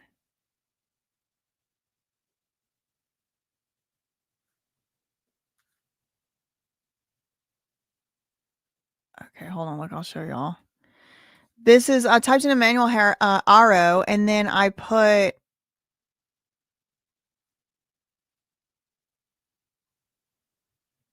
the courtroom that never was. No transcript exists, no docket entry, no courtroom footage. Well, there is courtroom footage. I don't know what this person's talking about. True crime news, cadaver dogs, parents have been charged. I'm just looking for anything from inside the actual. What is this? It says breaking detective disclosed disturbing evidence pointing to parents as suspects. On the back seat of their pickup truck to change his diaper. When I asked about the injury to her face, she said she was punched. I can't help but notice that you had an yes, he hurt. He punched me. A 7-month-old baby vanishes from a California parking lot. His mother's tearful plea for his return moves thousands to join the search. But 8 days later, when police arrested both parents for murder, the horrifying truth emerged.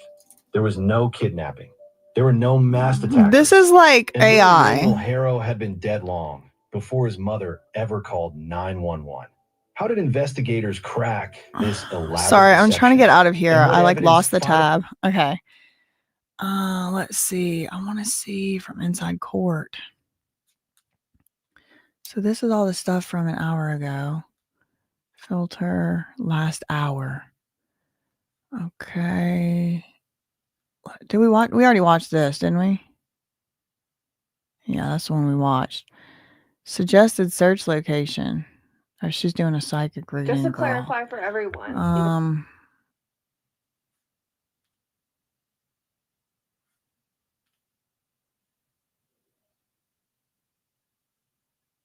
I don't know what that's about. Okay. Well,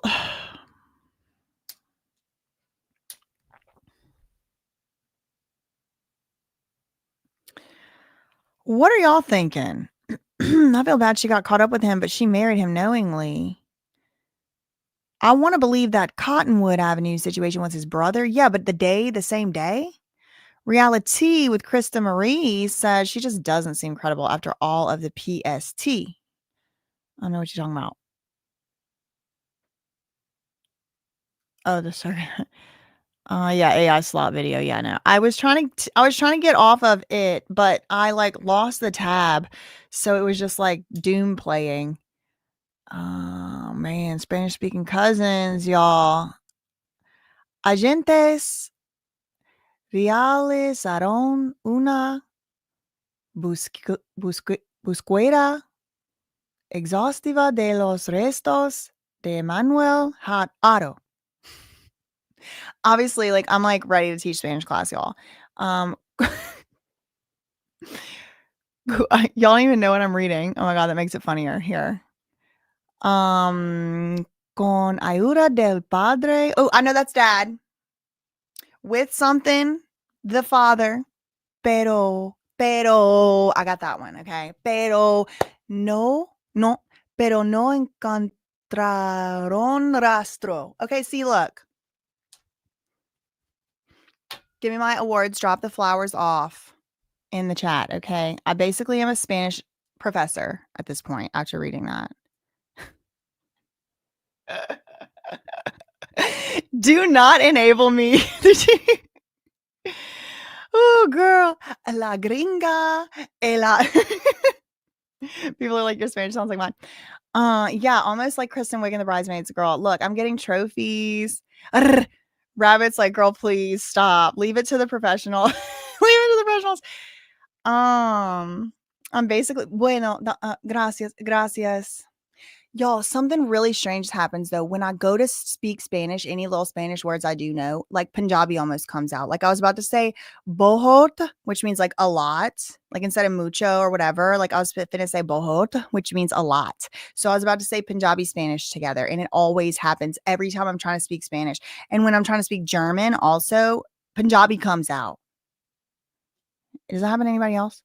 That's Mexican, not Spanish. Well, that's the only Spanish I know at all. That's really the only Spanish I know at all. Shout out to the Mexican cousins in the chat. Shout out to y'all for real. Look, I'm basically a professor. Look, the Spanish speaking cousins, it's giving high school Spanish first year slay. Yes. Come on, Rabbit. Give me second year. I knew Padre, please. Padre. Please. I knew Padre. Give me second year. Any other language, Court said, I try to speak, American Spanish starts coming out. She said that's normal. It's common with people who are multilingual. Girl, I've never had a dream in Punjabi. No, I don't like speak it like that. I don't speak it like that. Hola. I cannot fathom that parents can be this evil to their own flesh and blood. I can't either.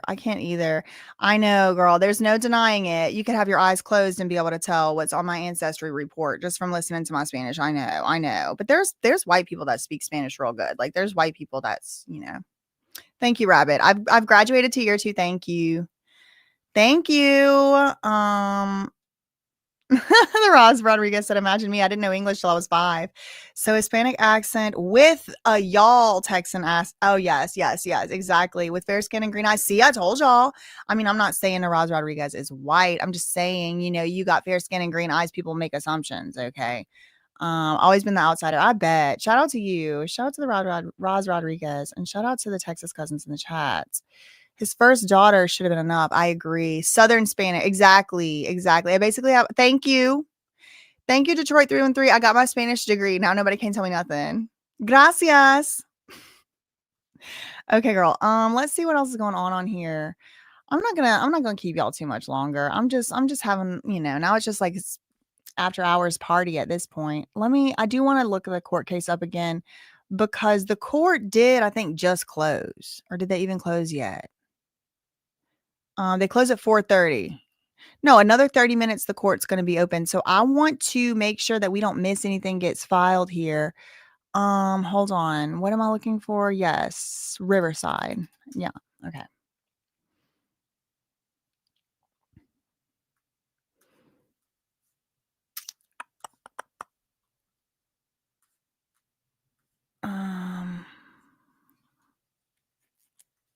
Here, I'll show y'all.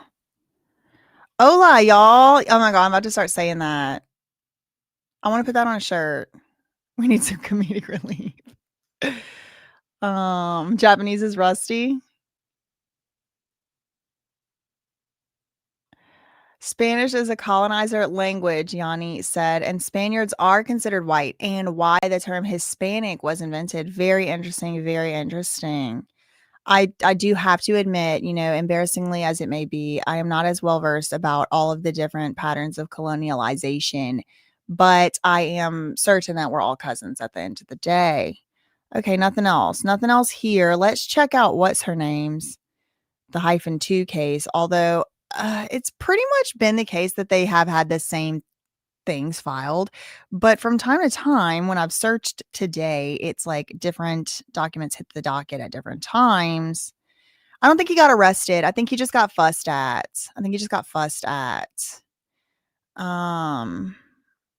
Now some of the Spanish speaking cousins that are behind in the chat are now finally getting to it and putting laugh emojis in the chats. Y'all better give me my flowers, my claps. Capricious said, my grandmother is from Santo Domingo, Dominican Republic. Shout out to the Dominican Republic, cousins in the chat. I really, really, really like DR. But the Spanish, the Dominican Republic Spanish is very different than the Mexico Spanish. That I did know. That I did notice. Yeah, he didn't get arrested. I think he just got fussed at. I think a little reprimanded, as it were. I don't think he got taken to jail or anything. No, nothing different over here on hers. So let's go to. Yeah, shortly after she reported it, they began to suspect she was lying. Missing the baby missing, agents conducted. Okay. What's this? Another different new picture? No, same. I don't feel like watching an ad, to be honest.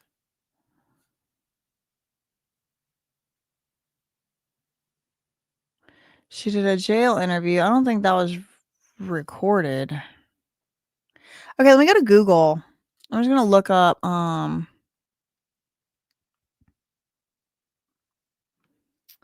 like just regular Google and see. I'm gonna be learning how to speak Spanish. Don't y'all worry. I'm gonna be learning. That would be my superpower. My superpower, if I could have one, it would be to speak every language. Okay.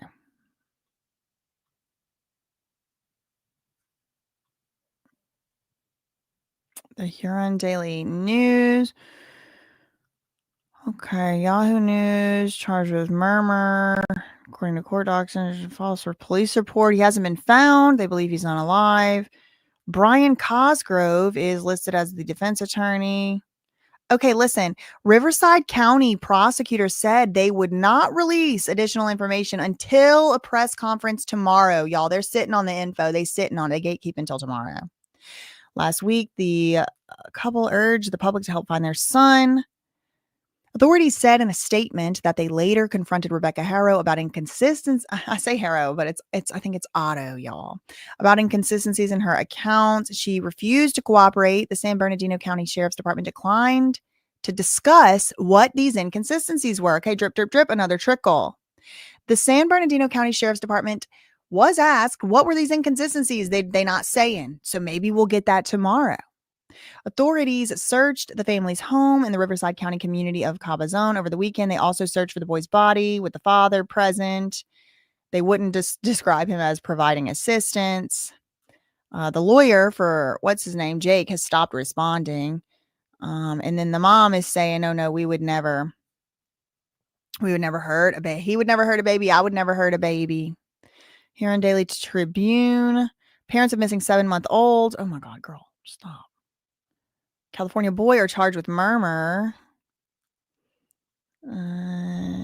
Also charged with filing a false police report. The boy hasn't been found. The authorities believe he is no longer among the living. The Ottos were scheduled to appear in court today. Their arraignment was delayed. A message was left for Brian Cosgrove, who was listed as the attorney. Prosecutors said they would not release additional information until the press conference tomorrow. Last week, they urged the public to help them. Okay, let me go to the San Bernardino Sheriff Twitter. Maybe they had said something.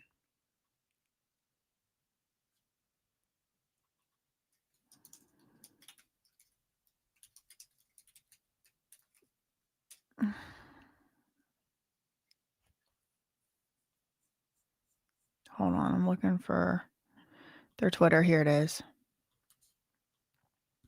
No. They haven't tweeted anything today at all. What about replies? No. Okay, so what about the Riverside Sheriff? And then I'm going to also look up the Riverside DA. Let's see. Riverside Sheriff. Oh, I'm not even following them? Girl, get your stuff together. Okay, here's the Riverside County Sheriff's Department 3 hours ago. No, 22. So they haven't. Nope, they haven't. So let's go to the Riverside DA and see if they've posted anything. I want to see if there's going to be like a.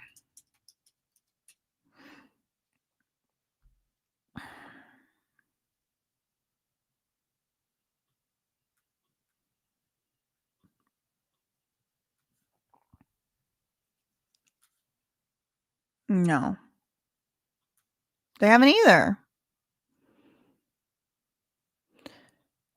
It has come to pass that he just got reprimanded and then they let him go and he apologized to everybody. Okay. Shout out. Thank you for the shout out, BJ. My grandmother will love that. Well, shout out to all the abuelas in the chat. See, I know a little see, I told y'all, Professor Dora over here. Okay, I don't star crush over celebs. It's other podcasters and creators. I mean, kind of same. My nephew, Elizabeth said, is a San Bernardino sheriff. So proud of him. Shout out to him out here trying to look for this baby.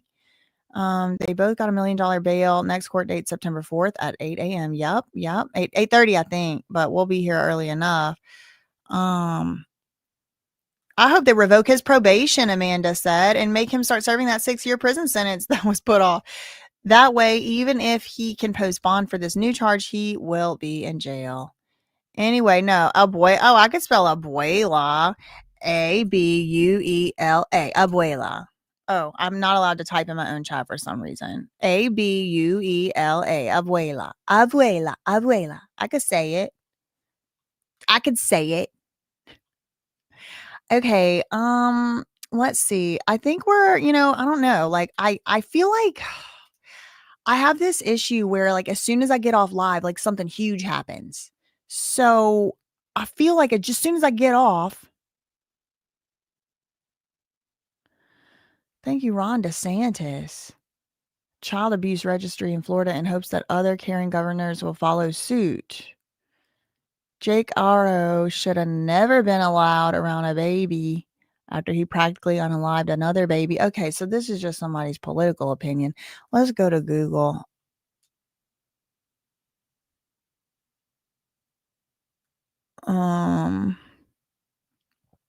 Oh, somebody else was detained in court too?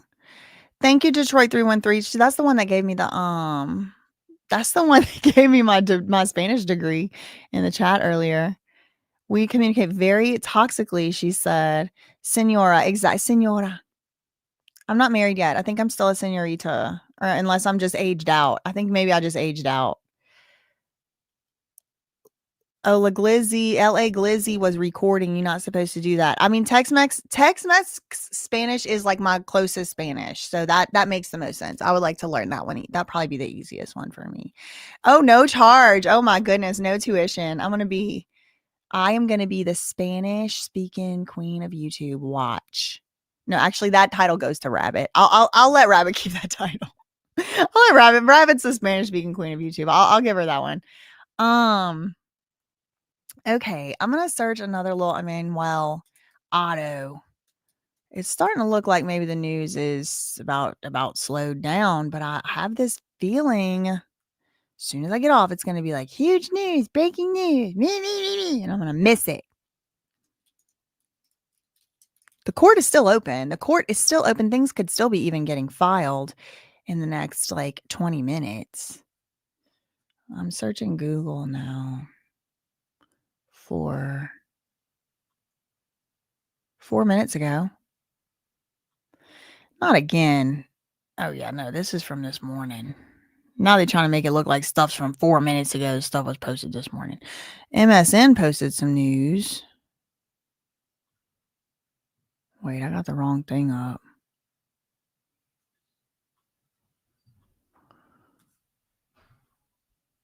Parents of Emmanuel, missing 2 weeks, appeared in California, court today, arrested residents last week, charged with murder, false police reports, reported missing August 14th, like 7:50 p.m., reported being attacked outside a retail store on Yucaipa. We already know this. Okay, wait, continuing. This is MSN.com, was posted just a few minutes ago. Parents appeared in court today with public defenders representing both of them. Less than 5 minutes. The court lasted less than 5 minutes. Their arraignment will continue on September 4th. The authorities are still searching for his remains, so they haven't called off the search for the remains.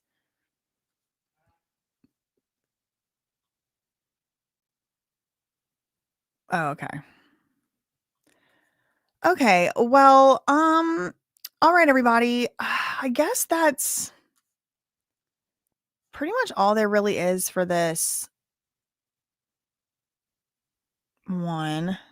The department interviewed multiple individuals. Since then, they have conducted extensive searches of the area, several search warrants in the home. Authorities also previously said they were reviewing a large amount of surveillance video from areas of interest. In an interview with Los Angeles ABC station KABC prior to her arrest, Rebecca said he was a happy boy and said, "Give him back to me. Don't hurt my son." Jake previously pleaded guilty. Okay, we've read all this. Okay. Well, shout out to Taco Tuesday.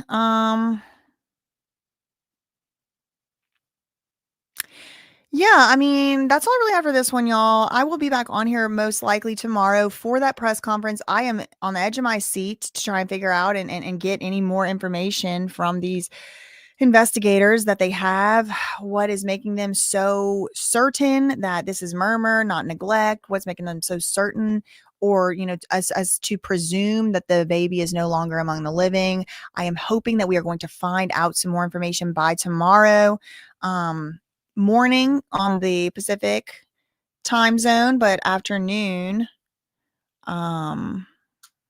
Eastern. I hope we do get more answers tomorrow at the press conference. Yes, me too. Well, that is all I really had for this one. Another day in the books. In the meantime, if facts ain't defamation, neither are opinions. I don't know any of these people. I wasn't there. They're all innocent until proven guilty. Love you, mean it. Okay, bye.